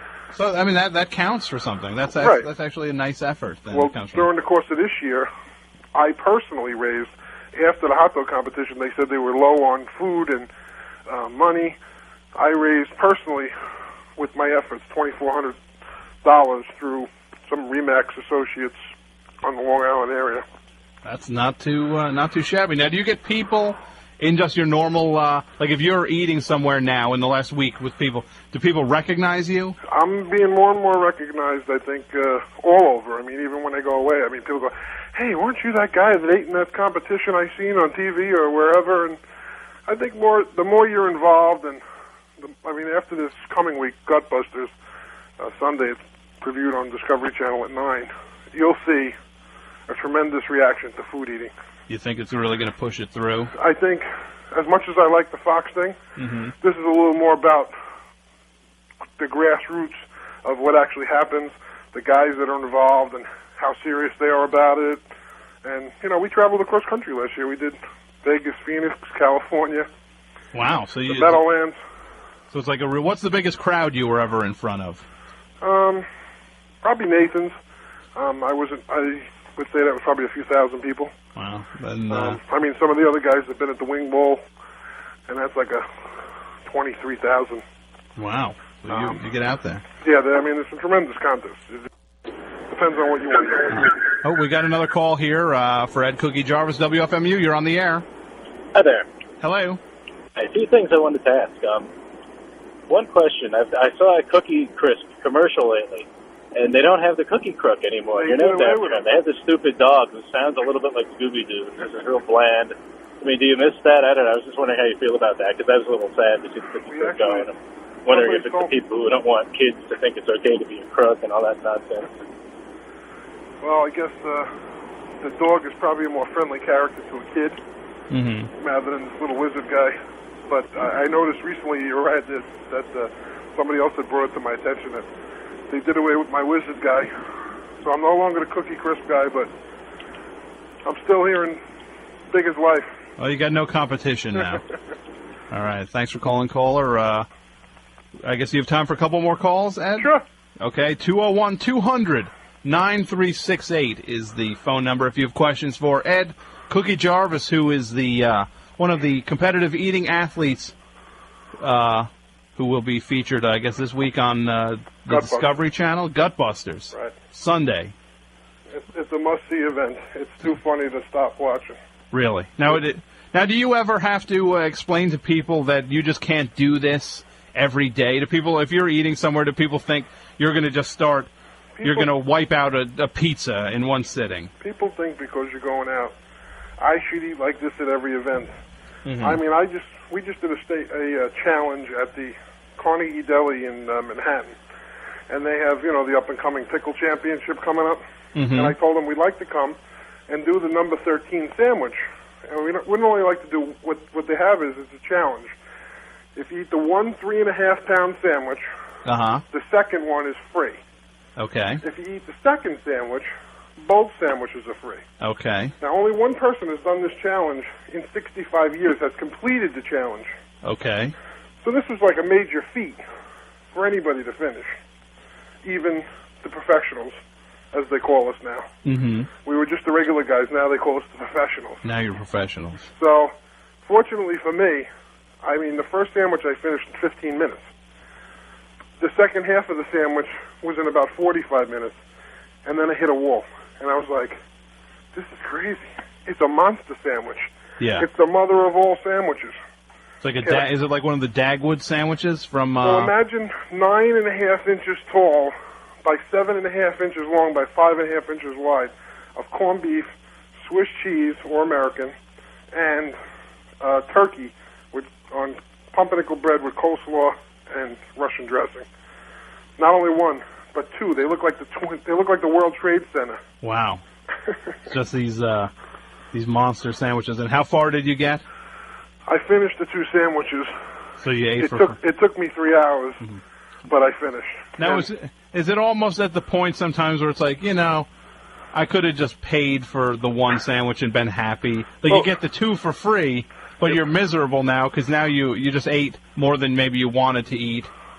Like the guy said, it wasn't it's a challenge, you don't have to finish, but it's a matter of principle and saying, look, I was one of the 3 people. There's only one other person that finished the competition, so that's there are 3 people in the world that have finished this sandwich at the Carnegie Deli.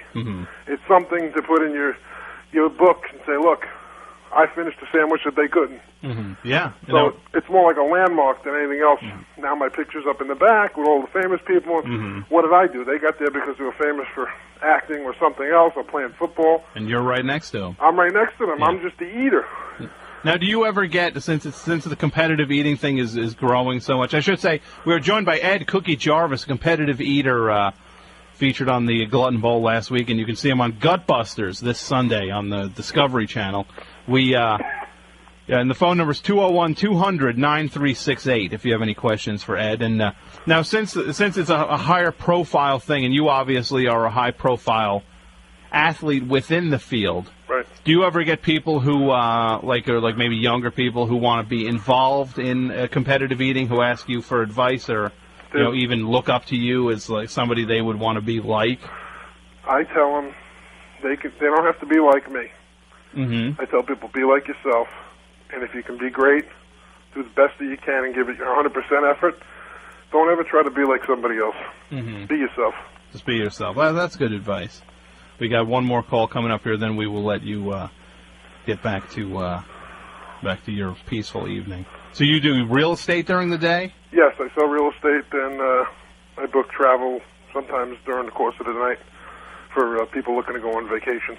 Now, has that helped you this new endeavor? I find that I've always traveled a lot. I mean, I've been on like 45 vacations in 13 years. So it just fits in with the lifestyle I already have. But I have a second child on the way, and my wife would like me to lose some weight. Otherwise, she told me they're going to put me up for the next Asian fat bleep on Austin Powers. So I have to get with the program. Wow. I'm going to make her a bet that I can lose twice as many pounds as she can gain. Wow. Well, that's not a bad bet. Let's go. WFMU, you're on the air with Ed Cookie Jarvis. Yeah, hi. Matter of fact, I'm Ed. So, how you doing, Ed? How are you? Basically, all right. So you want to lose weight now? Yeah. And like, how long are you willing to stay away from this competitive eating? If you do stay away from it. I tell people, I guess it depends on how serious the effort I get on the other half is. If they tell me that I have to lose weight and I get an X amount of time to lose the weight, I've lost 200 pounds over the course of 4.5 months once before. Wow, that's great. And I stayed off for 7 years.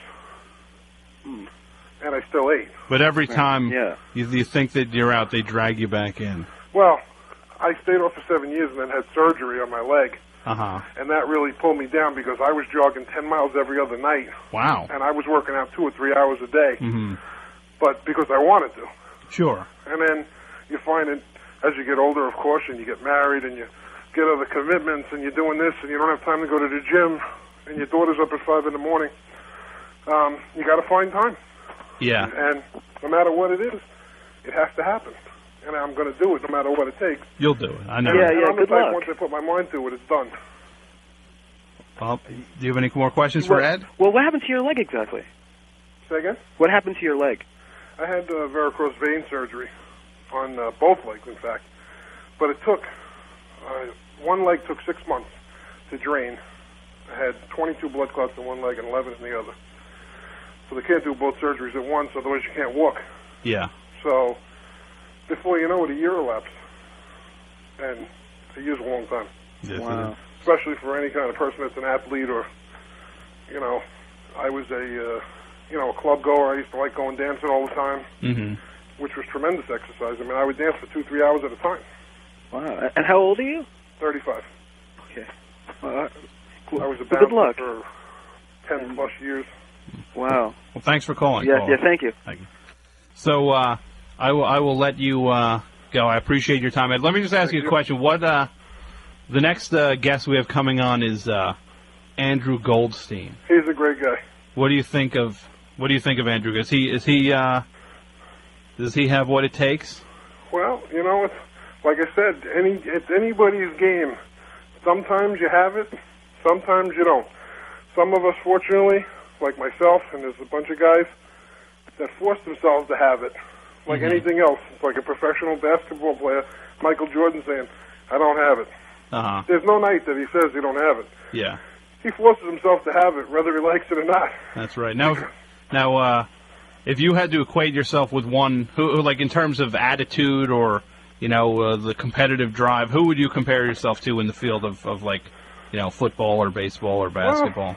Well, I mean, there's so many people you can name yourself up against, but I would say, if you look at, say, basketball, any basketball player like a Michael Jordan, I wouldn't consider myself a Michael Jordan because I would say I'm not the ranked number one in the world. Yeah. But say there's plenty of other guys that could play me, versus, I don't know who I would consider myself up against as like a Wells on a Yankee team that always comes from behind. Yeah. And no matter what, he always comes from behind, and he does what he has to do to win. He gets it done one way or another. One way or another, by hook or by crook. Like the guy says, I'm eating my way to the top. Whether they like it or not, I'm at the top of my food chain. I'm like the big fish, swallowing up all the little fish in my way. Well, Ed, I appreciate your time tonight, and thanks for coming on the show. Thanks again for having me. All right, you have a good night. Bye-bye. Bye. That was Ed Cookie Jarvis, who is one of the competitive eaters from the International Federation of Competitive Eating. And next we will be joined by our third and final guest in our Glutton Bowl Super Spectacular, Andrew Goldstein, who is going to be on the show in right now. WFMU, you're on the air. Hi, this is Andy, yeah. Hey, Andy, thanks for coming on the show. This is Andy Goldstein. That's right. You are, you actually have, this is unique because you have a relationship to the station that's you've been a volunteer here. That's right. I like to come down and work there. I live in Jersey City, and I listen to the station a lot. Now, do you hate this show? Well, let's move ahead. Let's just move ahead. All right, let's move ahead. Okay. Right. Now, how did you get into the field of competitive eating?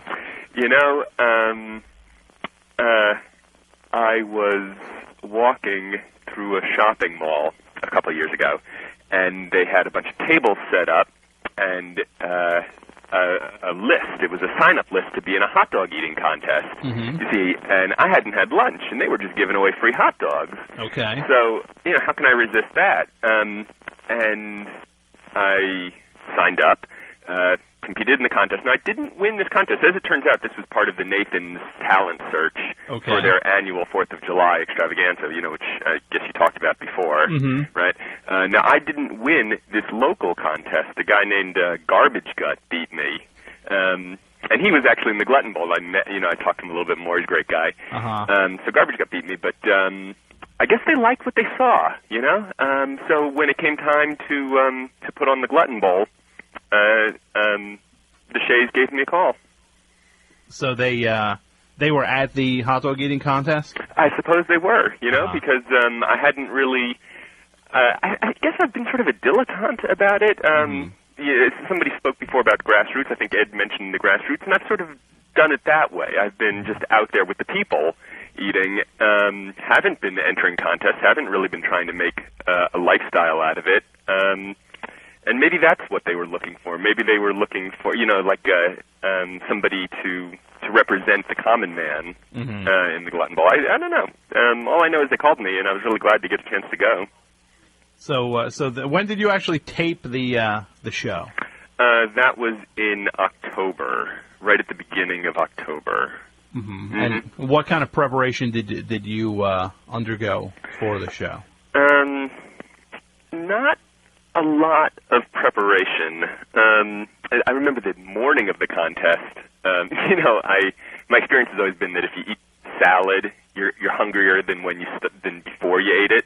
Okay. So I decided I'd eat some salad, and hopefully that would build up the hunger. In my case, I don't really think of it as an issue of stomach capacity. It's more hunger when you still want the food.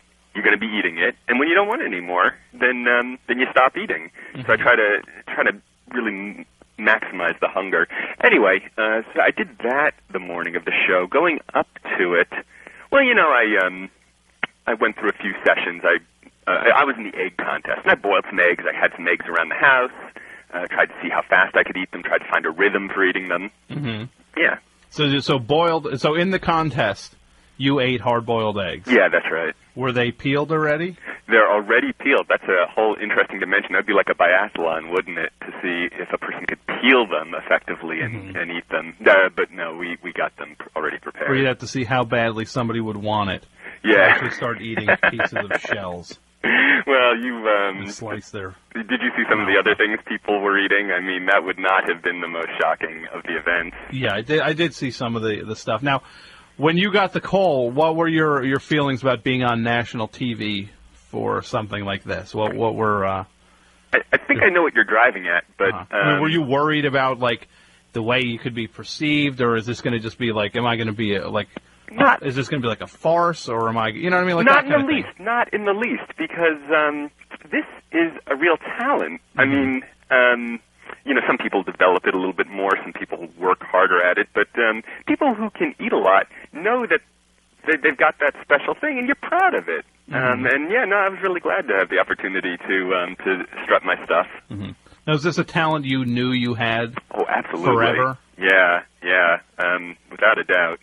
Boy, what? Like I say, never. I hadn't really competed in formal events and highly structured situations, but you know, you're sitting around. It's like, are you going to eat that? Are you going to eat that? Your friends order one pizza. You say, oh, do you think one's going to be enough? You know, yeah. I actually think I might be fit for competitive eating then. That sounds like me. If you match that profile, then you should. A little bit. Yeah.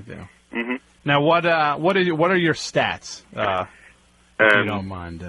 You mean like your height and weight? Oh, right. Well, I'm 6'1", about 200 pounds. I mean, you know, it seems to me that there are maybe three categories of competitors. There are big guys.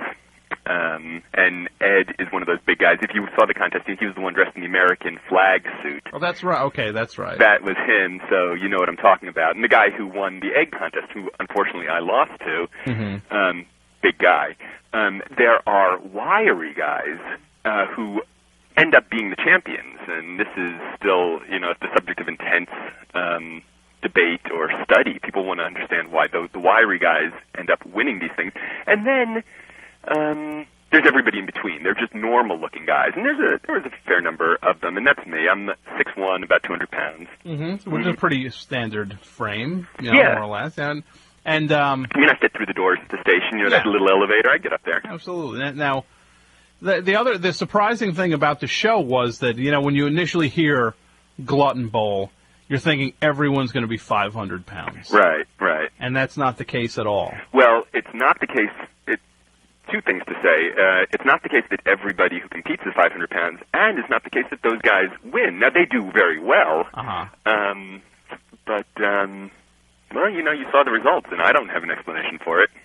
That's right. It's the least likely if you had no knowledge of this. Yeah. He would be the last guy you'd call. You couldn't have, I mean, it's baffling. It really is baffling. And I have to tell you some backstage gossip. You know, when Kobayashi came back there after he had finished, we all came right up to his stomach to look at it, to see if it was deformed. We wanted to see where it was inside his body. If we had X-ray specs, we'd all be putting them on. It was, you know, it's just like, how does he do it?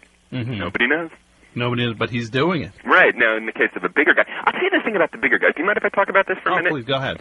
The secret. Let me just say, we are joined by Andy Goldstein, who is one of the competitive eaters who was featured on last week's Glutton Bowl 1 on Fox. So, yeah. Go ahead with your story. All right, let me get back to this. It's the secret here. I think you asked maybe Richard Shea. The question came up, what's the secret? I don't know that it's a secret, but the critical issue is water. If you drink a lot of water while you're eating or just in normal life, that's sort of the the litmus test, I guess. I don't know if you really can compete in this sport. All right. So what am I trying to say? That when I was up there competing against Eric Booker, the guy who beat me, now I saw him downing a lot of eggs and sucking down tons of water. Now you need to do that, and so I understood why he was doing it. But I just looked at him and I said, "That's too much. He's never going to be able to hold all that water, and he's going to slow down." Okay. Now, but Booker is one of these 400-pound guys, and he could handle all that water. I got stopped when I saturated, you know? Okay. And it was a few eggs behind. So being big, I guess, gives you that advantage. I guess you can manage to take in all the water, but I guess there's some other element that is decisive up at that level. Mm-hmm. Mm-hmm. That's what separates. Do you think is that like a wall that you think you'll never be able to overcome? You know what? I don't think. With me, I don't think it's physical. I need eye of the tiger. Mm-hmm. You know, I was a bite away from qualifying for the wild card round at Glutton Bowl. I was. Ed mentioned that ice cream eating contest. Now he won it, and Don Lehrman came in second. But I was just behind Don Lehrman. I feel like with a little more focus. You could. I could elevate into that, into the stratosphere. So I gotta get that. You gotta get the. I'm Rocky 3, but before the big training, I gotta. You gotta get it. You need is a foe. You need your Apollo Creed. That's right. Now everybody's been really nice to me. I heard Ed say that he thought I was a nice guy. Maybe if somebody, gave me a hard time, maybe if somebody treated me. Some badass came in and started giving me the evil eye. Maybe that would be it. Maybe it would be Garbage Gut. Well, but he is a sweetheart. He doesn't. His name makes him sound. But you know what the thing though? He's a sweetheart, but he's winning. Yeah. You know what I mean? Oh. It's no problem being sweet when you're in first place. You make a good point. Mm-hmm. He vanquished you. Yeah. Of course he's going to be sweet to you. Right. I'm trying to psych you up here. What if I became like your Mickey for this? And I became like, come on, Andy, you got to do it. What's your nickname? Do you have a nickname? Mickey. I had the name Ace when they filmed the show, but I'm trying to drift into Eyeball. I think that's a better nickname. Eyeball. Yeah. And what makes Eyeball a nickname that you want? I just like it. It sounds. I like the sound of it, so I'm trying to get people to call me that. But Eyeball. Come on, Eyeball. Yeah. Do it. You can eat. Mm-hmm. Although the Kraft Thunder line, that's got a new interpretation in the world of competitive eating. Yeah. Yeah. You remember Mickey's classic line? What was it again? Oh, he did. That's right. Yeah, I do remember. Yeah. That's right. That would have a whole other meaning now. That would just be completely disturbing. Exactly. Now, when you were enrolled in this thing, did you know that? When did you know that the eggs were your target food? Well, it's interesting, and I hope I'm not telling tales out of school. We knew there were going to be a number of different events. We knew the structure of the contest. All right. And it wasn't certain what the different events were, but we had an idea what they would be, and you were allowed to request what event you wanted to be in. Now, most people like to eat hot dogs or hamburgers. These are popular foods. Yeah. But that's where the strongest competitors, those are the events that the strongest competitors in. So as a strategic move, you might say, hey, let me do butter. Let me do mayonnaise, because that way I might cruise through the qualifying rounds and land a spot in the final. Now, I'm a picky eater. I mean, I don't have the best table manners or anything. If you saw the show, but I'm really picky, and I just won't eat a lot of junk. I mean, like that sandwich contest that Ed was mentioning, and there was coleslaw in that sandwich, and I don't like coleslaw. So you're not. That would just be an instant that's disqualifier. Exactly, that's a deal breaker for me. So of the many events that they mentioned, that they told me I might be, that might be available to me. Well, I said pizza is good, which turned out not to be an event. I said hamburgers are really good, and eggs, because I love those eggs. Mm-hmm. Yeah. So when you found out How long before did you appear ready for? Yeah, I wasn't really sure, and I didn't prepare for specific food. I just knew that it wouldn't be one of the ones that I didn't like. Mm-hmm. Mm-hmm. Now, would you be willing to take some phone calls? Oh, yeah, sure. 201-200-9368 is the number if anyone has any questions. My guest is Andy Eyeball Goldstein, who is a competitive eater and was featured on Glutton Bowl 1 last week on Fox. Now, hey, let me, do you mind if if there's a call, we can go to go it. ahead, by all means. There's a point I wanted to make because,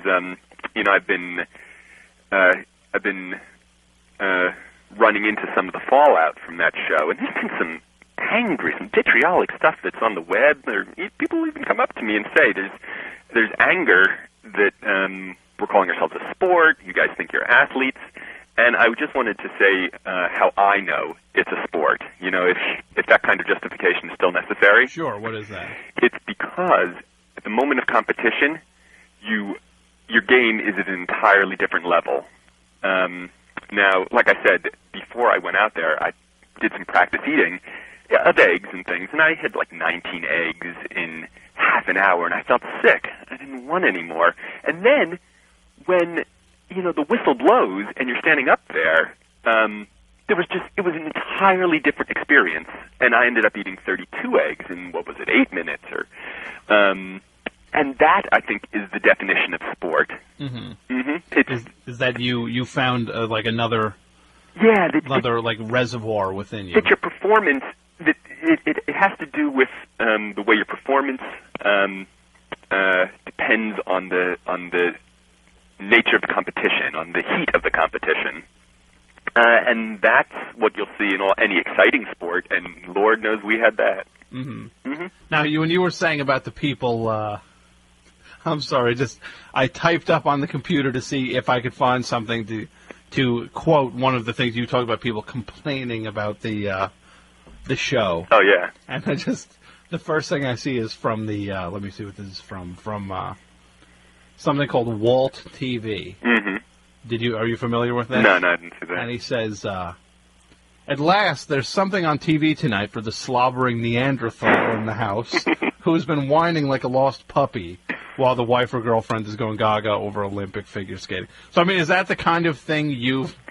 Well, he also says, only a belching and flatulence contest could top this sporting event. I can't tell if that's tongue or cheek or not, but I will say one thing. A few minutes ago you said, hey, maybe you said of yourself, maybe I'm a possible candidate for, and this. Who knows? This is a guy thing. Like, people will come up to me and they'll tell me that was disgusting. Mm-hmm. But you can see the jealousy in their eyes because so many guys just get into this kind of competition naturally. It comes so natural to them. Maybe it's what Richard was saying about, it being programmed into our genes from caveman days. Mm-hmm. Maybe the word Neanderthal isn't too far off the mark, but it's because it's a basic human. Because it's an instinct that old. Anyway, all I'm saying is people come up to me and they'll say, "I saw that was really gross," and then they'll tell me a story about something they did. Yeah. Stories about a gallon of milk in 10 minutes. So you think it's just there's a commonality to it that people have, whether they want to face up to it or not. It's exceedingly common, if that's what you're saying. But just the idea of eating a lot. Yeah. It's something everyone has a story or can relate to. Yeah, people. That's the kind of vibe that I've been getting. Absolutely. You're listening to WFMU East Orange, WXHD Mount Hope worldwide. On the World Wide Web at WFMU.org. This is the best show on WFMU. My name is Tom Scharpling. My special guest, Andy Eyeball Goldstein, who is a competitive eater from the Glutton Bowl show that was on Fox television last week. If you have any questions, 201-200-9368, or you can email in a question at toms@WFMU.org. Now, is there something that you were saying you're a picky eater? Yeah.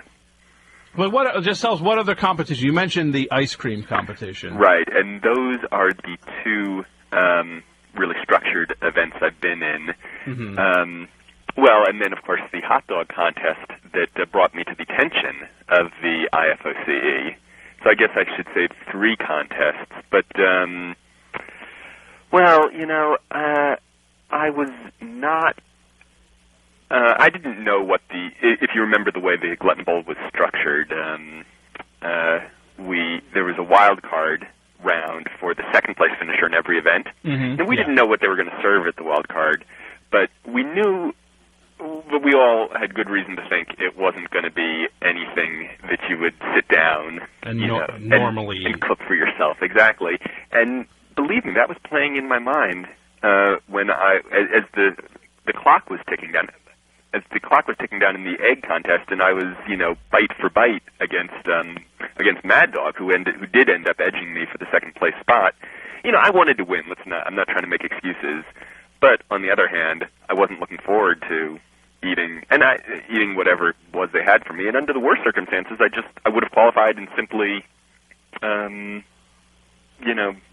do they say in law? Nolo contender. I just, wouldn't have put it in my mouth. Yeah, you would have just. I mean, imagine if it was bananas. I mean, that's disgusting. I hate bananas. So bananas for you would have just been terrible. I would have walked off the stage. I don't even like the smell of bananas, so I wouldn't want to be around them.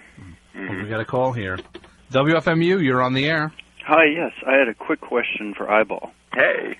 See, it's catching on. Mm-hmm. You got to let me train you, though. I'm serious about that. Yeah, okay. You know where we'll train? Where? The Flamingo Diner. That's not a bad idea. And in fact, you remember the scene in Rocky where Mickey makes him chase a chicken? I'll chase the chicken and then eat the eggs out of the chicken. Exactly. We're going to do that. And then, I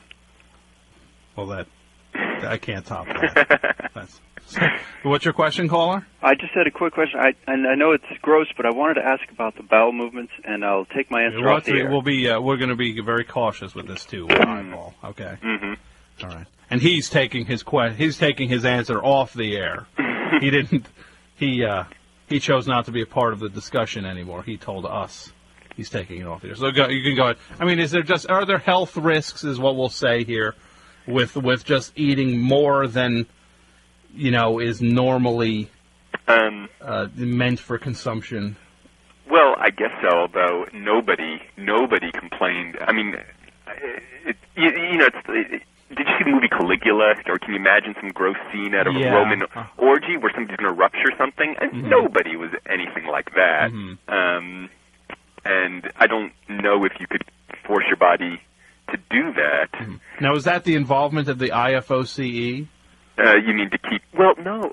I mean, I'm sure that they would step in and stop anybody if somehow they were pushing themselves to that level, but I'm just saying nobody approached that level. I don't know what the biological checks are, but something prevents you from eating to the level where you could, or so it seems, where you could injure yourself. The integrity of your GI system. Now, I guess there's long-term health risks. Sure. Now, is that something you worry about? Not really, because I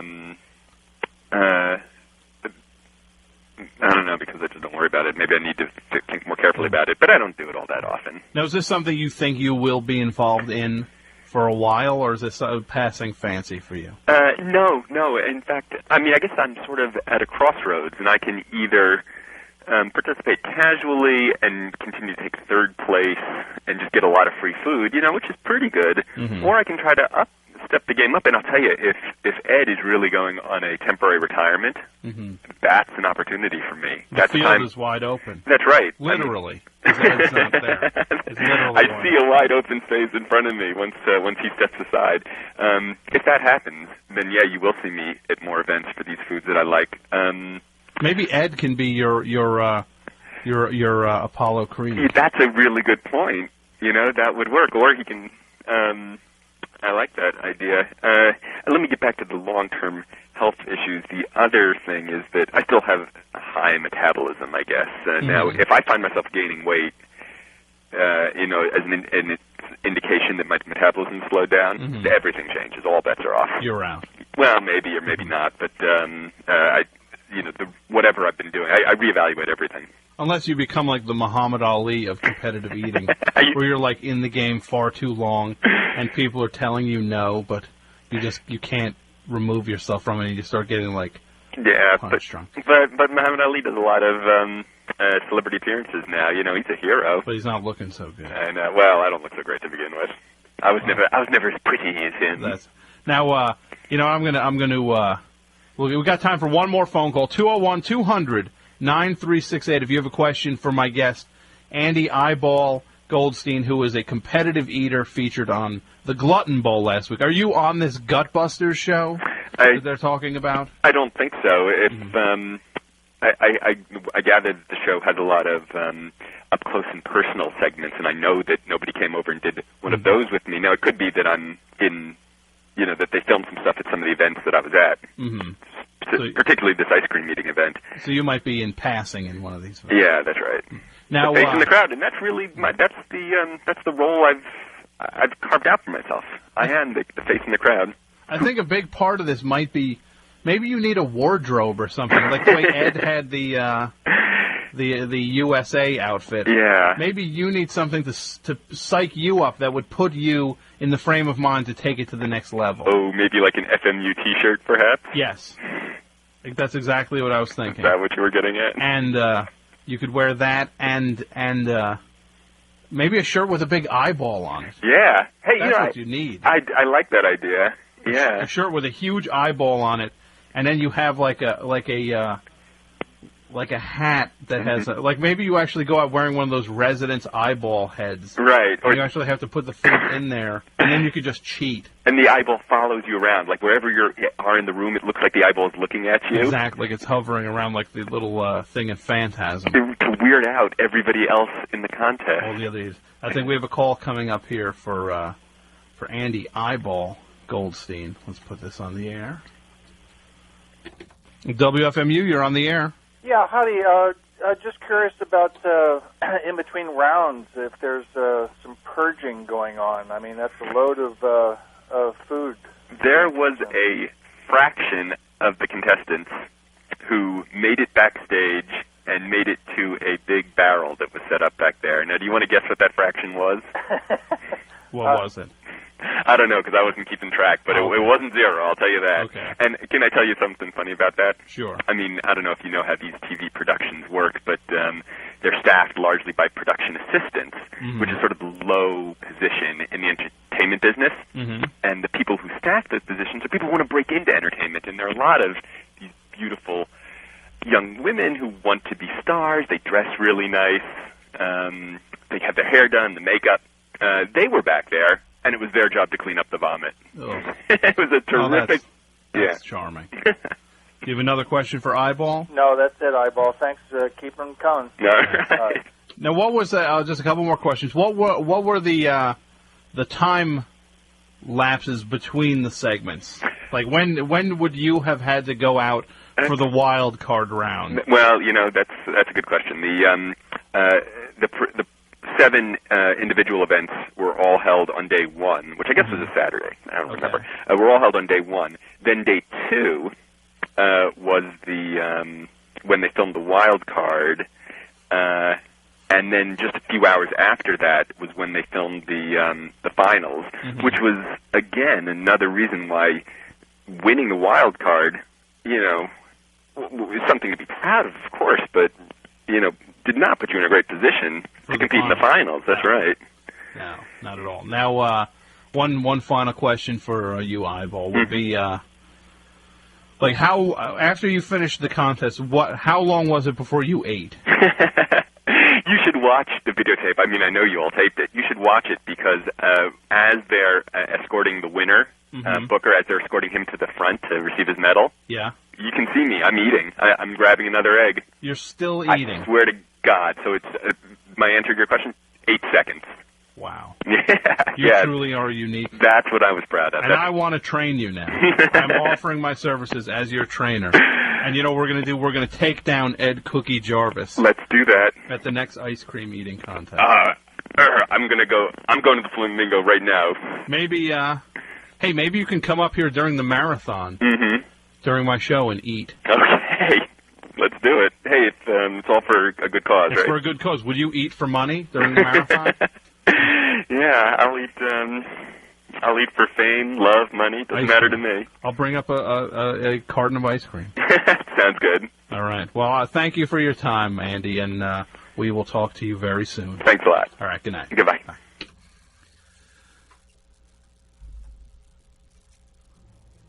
Glutton Bowl.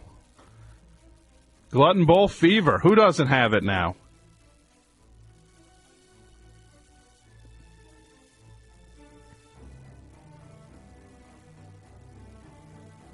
It is time for us to take a break since we did so much yakking there. Let's listen to some music. Here's something hot from a cool band. I call them the McDLTs of rock because they keep that doesn't exactly hold up. But here's something from Spacemen 3 on WFMU.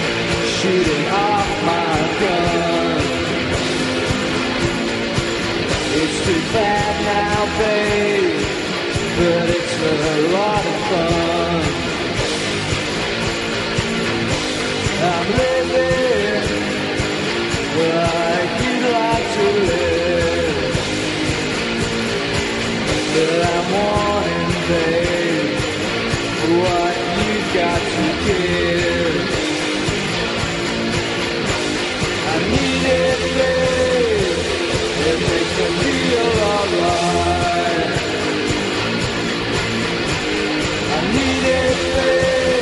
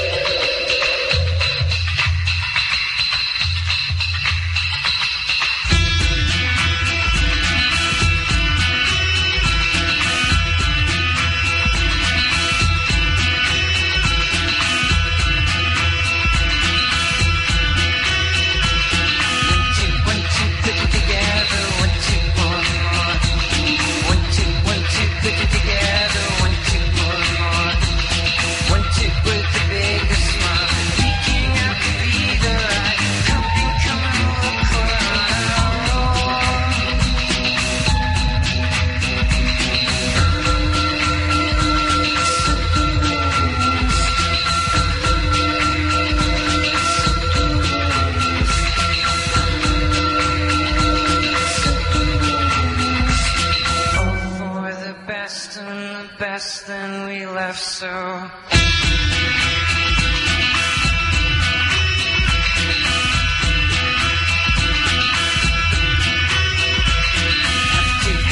Put it together, have to more and more. Have to put it together, have to more and more. Have to with the biggest one. Peeking out either eye, helping come and walk while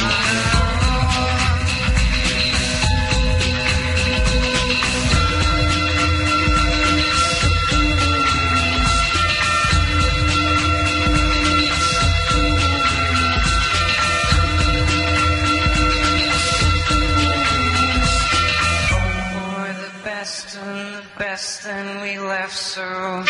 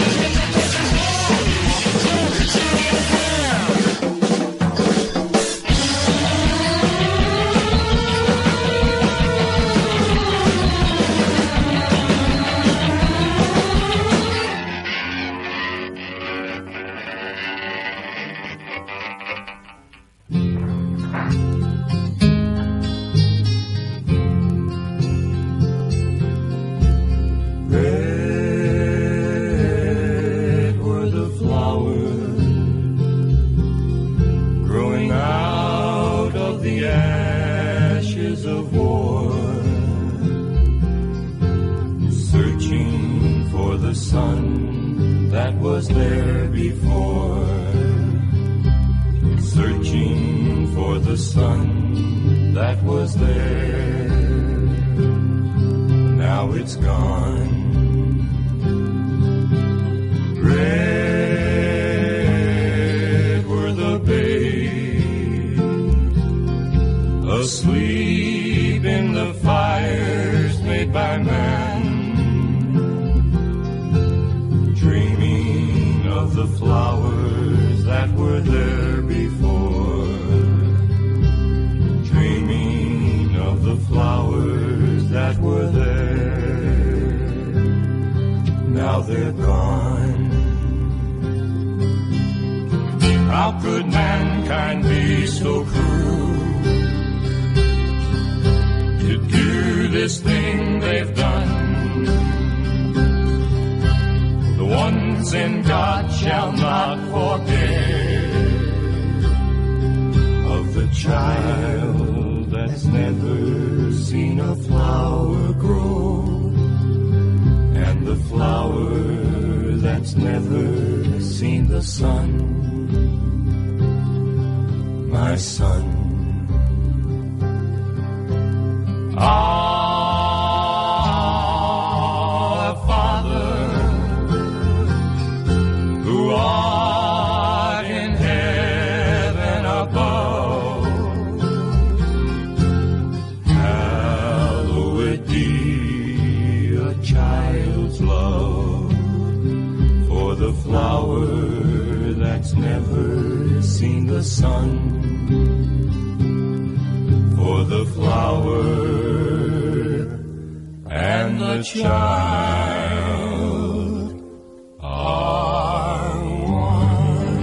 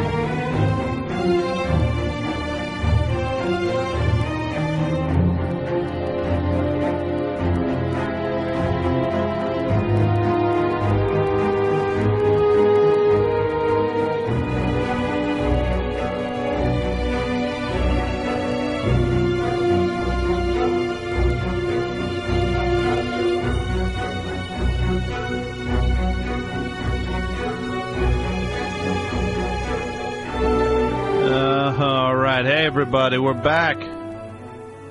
Tom Scharpling here, the best show on WFMU. 15 minutes left in the program. We'll do some open phone stuff right now. If you want to call 201-200-9368. I'm looking for people to call and review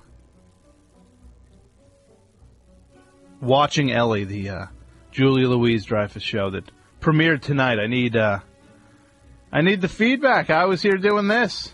Come on. 201-200-9368. 201-200 WFMU.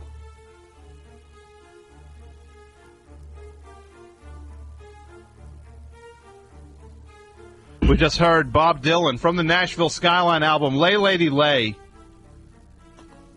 going out by request. Before that, one half, the instrumental portion of the Beach Boys' Till I Die, from the Endless Harmony soundtrack, which came out a couple years ago. Martin and Neil. Vince Martin and Fred Neil.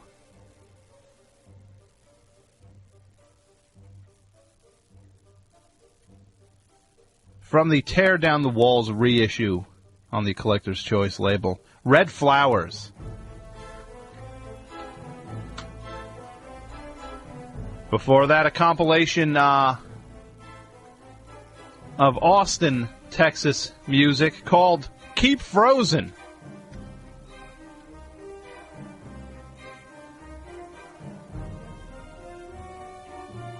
We heard Transformer Loot Bag with Measured in Waves from the Keep Frozen compilation, various artists out of Austin, Texas. Before that, Oneida, their Anthem of the Moon album, the most recent album, I guess, until their new album drops in April.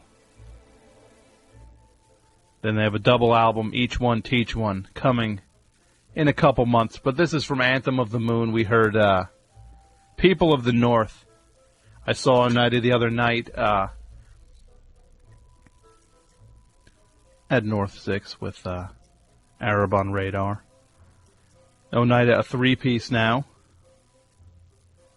And might I say, as good as ever as a three-piece. Rocket from the Tombs before that. Finally,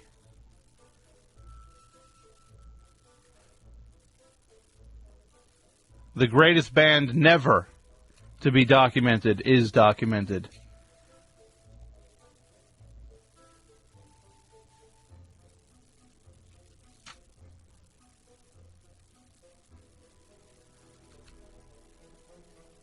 Life Stinks by Rocket from the Tombs, giving us Peter Loeffner, David Thomas, pre-Ubu. Nice stuff. The reissue is called, actually the issue, it's not even a reissue, it's The Day the Earth Met the Rocket from the Tombs. 1975 Cleveland rock. Clinic before that. 2002 English rock. The album is Walking with Thee, and we heard The Equalizer. And starting us off, Spacemen 3 from the Sound of Confusion album, Losing Touch with My Mind. The phone number, 201-200-9368. Open phone. Looking for somebody to review the Julia Louis-Dreyfus show that premiered tonight on Channel 4. We'll take your calls about the Glutton Bowl athletes and the overall Glutton Bowl, if you want, or anything you want to talk about. The email address, by the way, toms@wfmu.org, toms@wfmu.org. If you want to become a friend of Tom, FOT, the club associated with this show, you get a membership card, a very fancy membership card, I might add. All you have to do is email toms@wfmu.org and say you want to join Friends of Tom. And the card will be yours.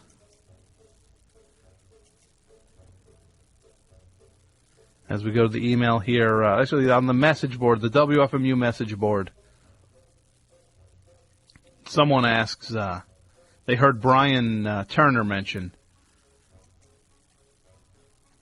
that during the marathon, some DJs go nude or get nude. So someone asks the question, who, when, how, and many. Many's not really a... How many is a question. But all I can say to this person, be thankful it's radio, my friend. Be so thankful it's radio. Because not unlike the movie 8mm, which I have quoted before, there are some things that you cannot unsee in life.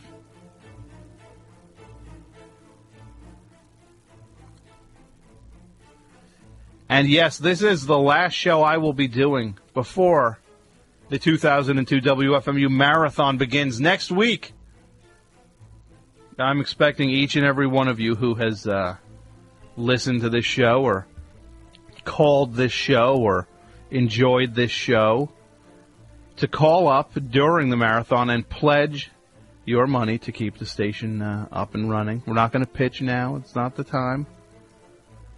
But next week, it's the time for you to come through.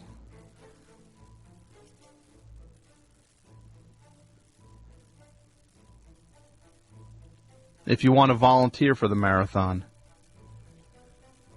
call Scott during business hours, 201-521-1416, extension 228. Or you can email him at volunteer@wfmu.org. We need volunteers to come down and answer phones, stuff envelopes, enter data into computers, cook food, all kinds of different things. So, be a part of this year's 2002 marathon. It's really a lot of fun, actually. A good time will be had by all.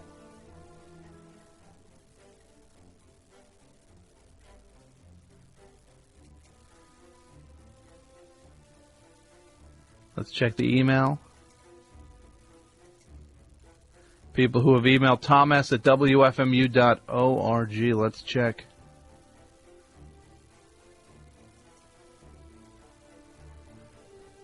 Robert checking in. He says, Tom, I have come to help you.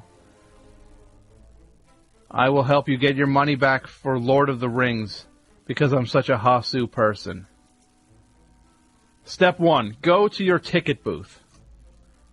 Step 2, say, Im ve Tomian, which is, I am Tom in Elvish.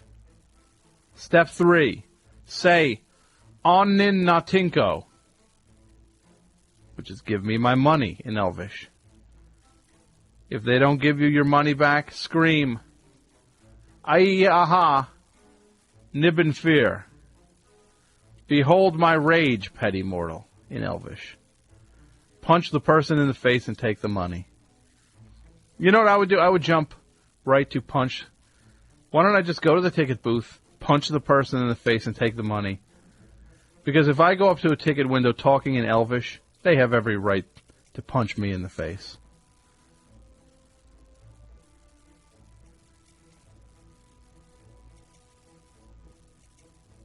Back to the email.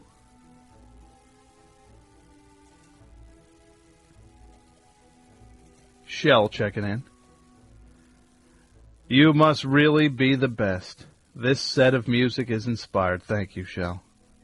Hi to Jim from Shell. If you get this before you leave. Very nice. Thank you, sir. Only 7 minutes left in the show. Your last open phone segment before the 2002 marathon. 201-200. 9368. That's 201-200 WFMU.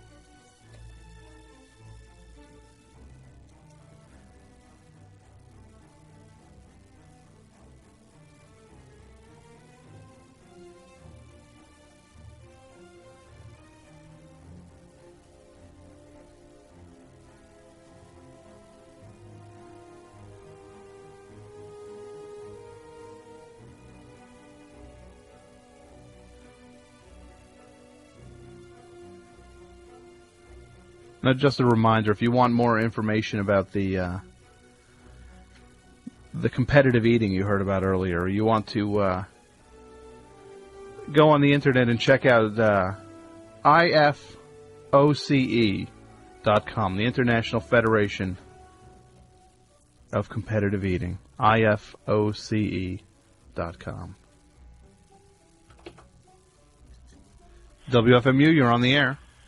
Tom, how are you? Doing all right. How are you? Did you get the medical marijuana demo? Did I get the demo? Let's see.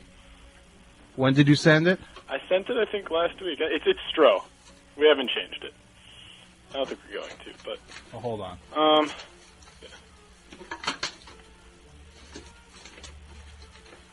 I don't know if I got it. I don't think I got it yet. No? No. How did you send it? Pile. How did you send it? Did the mail.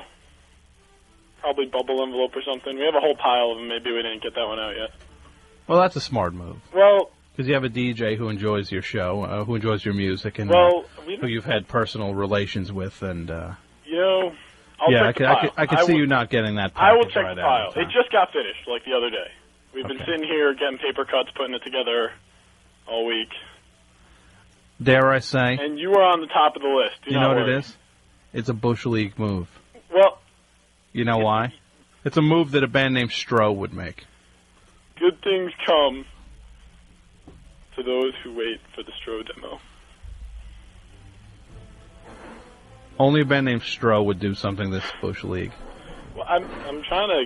A band called the Medical Marijuana dictates their future. Oh, jeez. You follow their lead. Oh, yeah? Yes. Stro, they're asking to be let in the door. Medical Marijuana, you want that band in your door. Let's ask Small Change. Small Change, which band would you rather see live? A band called Stro? You asked him. He said Stro. No, he said we would talk about it tonight. Oh, please. Go ahead, A band called Stro, STRO, or the Medical Marijuana. If you saw it like on an ad, Medical marijuana would be headlining.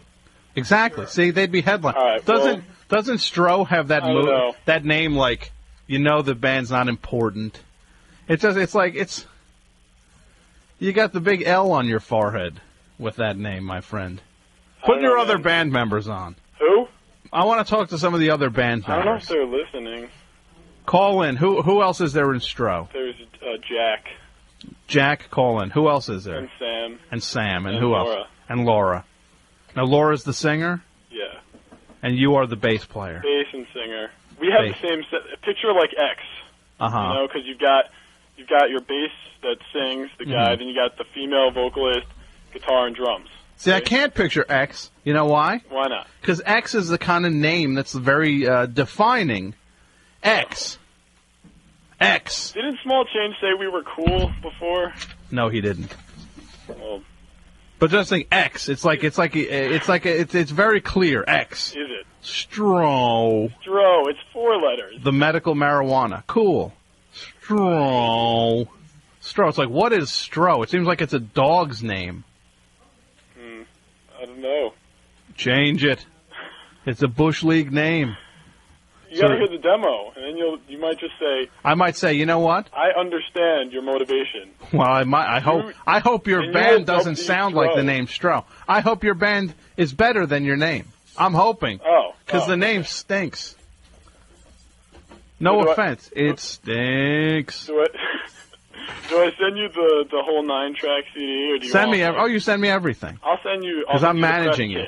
I'm managing you guys now. Well, I don't know about that. I'm going gonna to manage that. I'm going to manage that competitive eater. Move for Stro. What would? To let you me? manage Oh yeah, that would be a Bush League move. You guys are in what?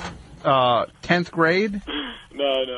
What grade are you guys in? We're juniors and seniors. You're juniors and seniors in Yeah. high school, and you're going to tell me what a Bush League thing it is. You're going to get an actual, honest-to-goodness adult I don't know. to manage you guys, and that's Bush League. We're How younger. dare you? How dare you? You know nothing about nothing. I don't know. Now, are you going to pledge to the marathon? Oh, I will be volunteering at the marathon. That's not what I asked. Oh, I'm pledging too. I mean, please. Whose show are you going to pledge during? Mine. Yours. Small changes. Okay. Greasy Kid stuff. Uh-huh. Hova show. Okay. Um, But mine. Well, sure. First. Well, whoever's giving away the best stuff, too. Oh, you better get ready for the stuff we're giving away, What are you Junior. giving away? Oh, Stro I can't even CDs? tell you. Yeah, we're giving away Stro CDs. You couldn't give away Stro CDs. Yeah, you're right. We probably couldn't give them We away. usually charge $5. Uh-huh. That's big time. You're right. We probably couldn't give them away. I don't know if you could. You know that's an insult when you can't say Well, you can't give something away. We never said we were good. So insult us all you want. We're ready. You never said you were We're good. ready for what you're going to throw Boy, at us. that's We don't know. Boy, I want to check that band out. They said, we never said we were any good. Boy, We're not full of ourselves. what a glowing endorsement. Hey, I can't wait to buy that record. It's going to be our logo. You guys literally sound like you're slumped over. No, we're not. You've already lost confidence in But yourselves. we're just ready for whatever malicious, pessimistic stuff you're going to throw at us. But then again, you might like it. You might say, "Hey, this rocks. We love these guys." But it's like a flip of the coin. I really might. don't know. Well, that's why you got to let me hear it. Well, it's tough to tell. Would you be willing to let me do a smash or trash on the air with the Stro record? I can't say. Do you know what that is? You're gonna play everything and then. I'll play it and I'll get the listeners to vote, smash or No, trash. You can't would do not that. be willing. Okay. Well, we could do live battle of the bands. Against who? I don't know. What if I Whatever. had The Styx Billy down? Joel cover band. What if I had Let's put them Styx down here? Could you beat them in a live battle of Who? the band? Styx. on. I don't know. Do you know Depends who? on your taste. Do you know who Styx are? I know Styx. Come on. See, that's a name though. Styx. Oh, Stro. lame. Your name's just like that. Stro. It's Styx. like Styx. Hey, did you see the Styx Stro show? What? No. Well, young man, I've got to say goodnight to Oh, you. you- It's time for goodnight. Small Change to come on Sure, I'll and be- do his thing. Yeah. All right? It's coming though. I'm ready. It'll be there. All right, thank you. Sure. All right, bye. All right, everybody. Next week, the WFMU 2002 marathon begins, so get ready. Get your little checkbooks out and your dialing fingers in shape. Which turntable are we going with, sir? Number two first. And remember, this is WFMU East Orange, WXHD Mount Hope Worldwide. On the World Wide Web at WFMU.org. Stay tuned for Small Change, Nickel and Dime Radio, coming up next.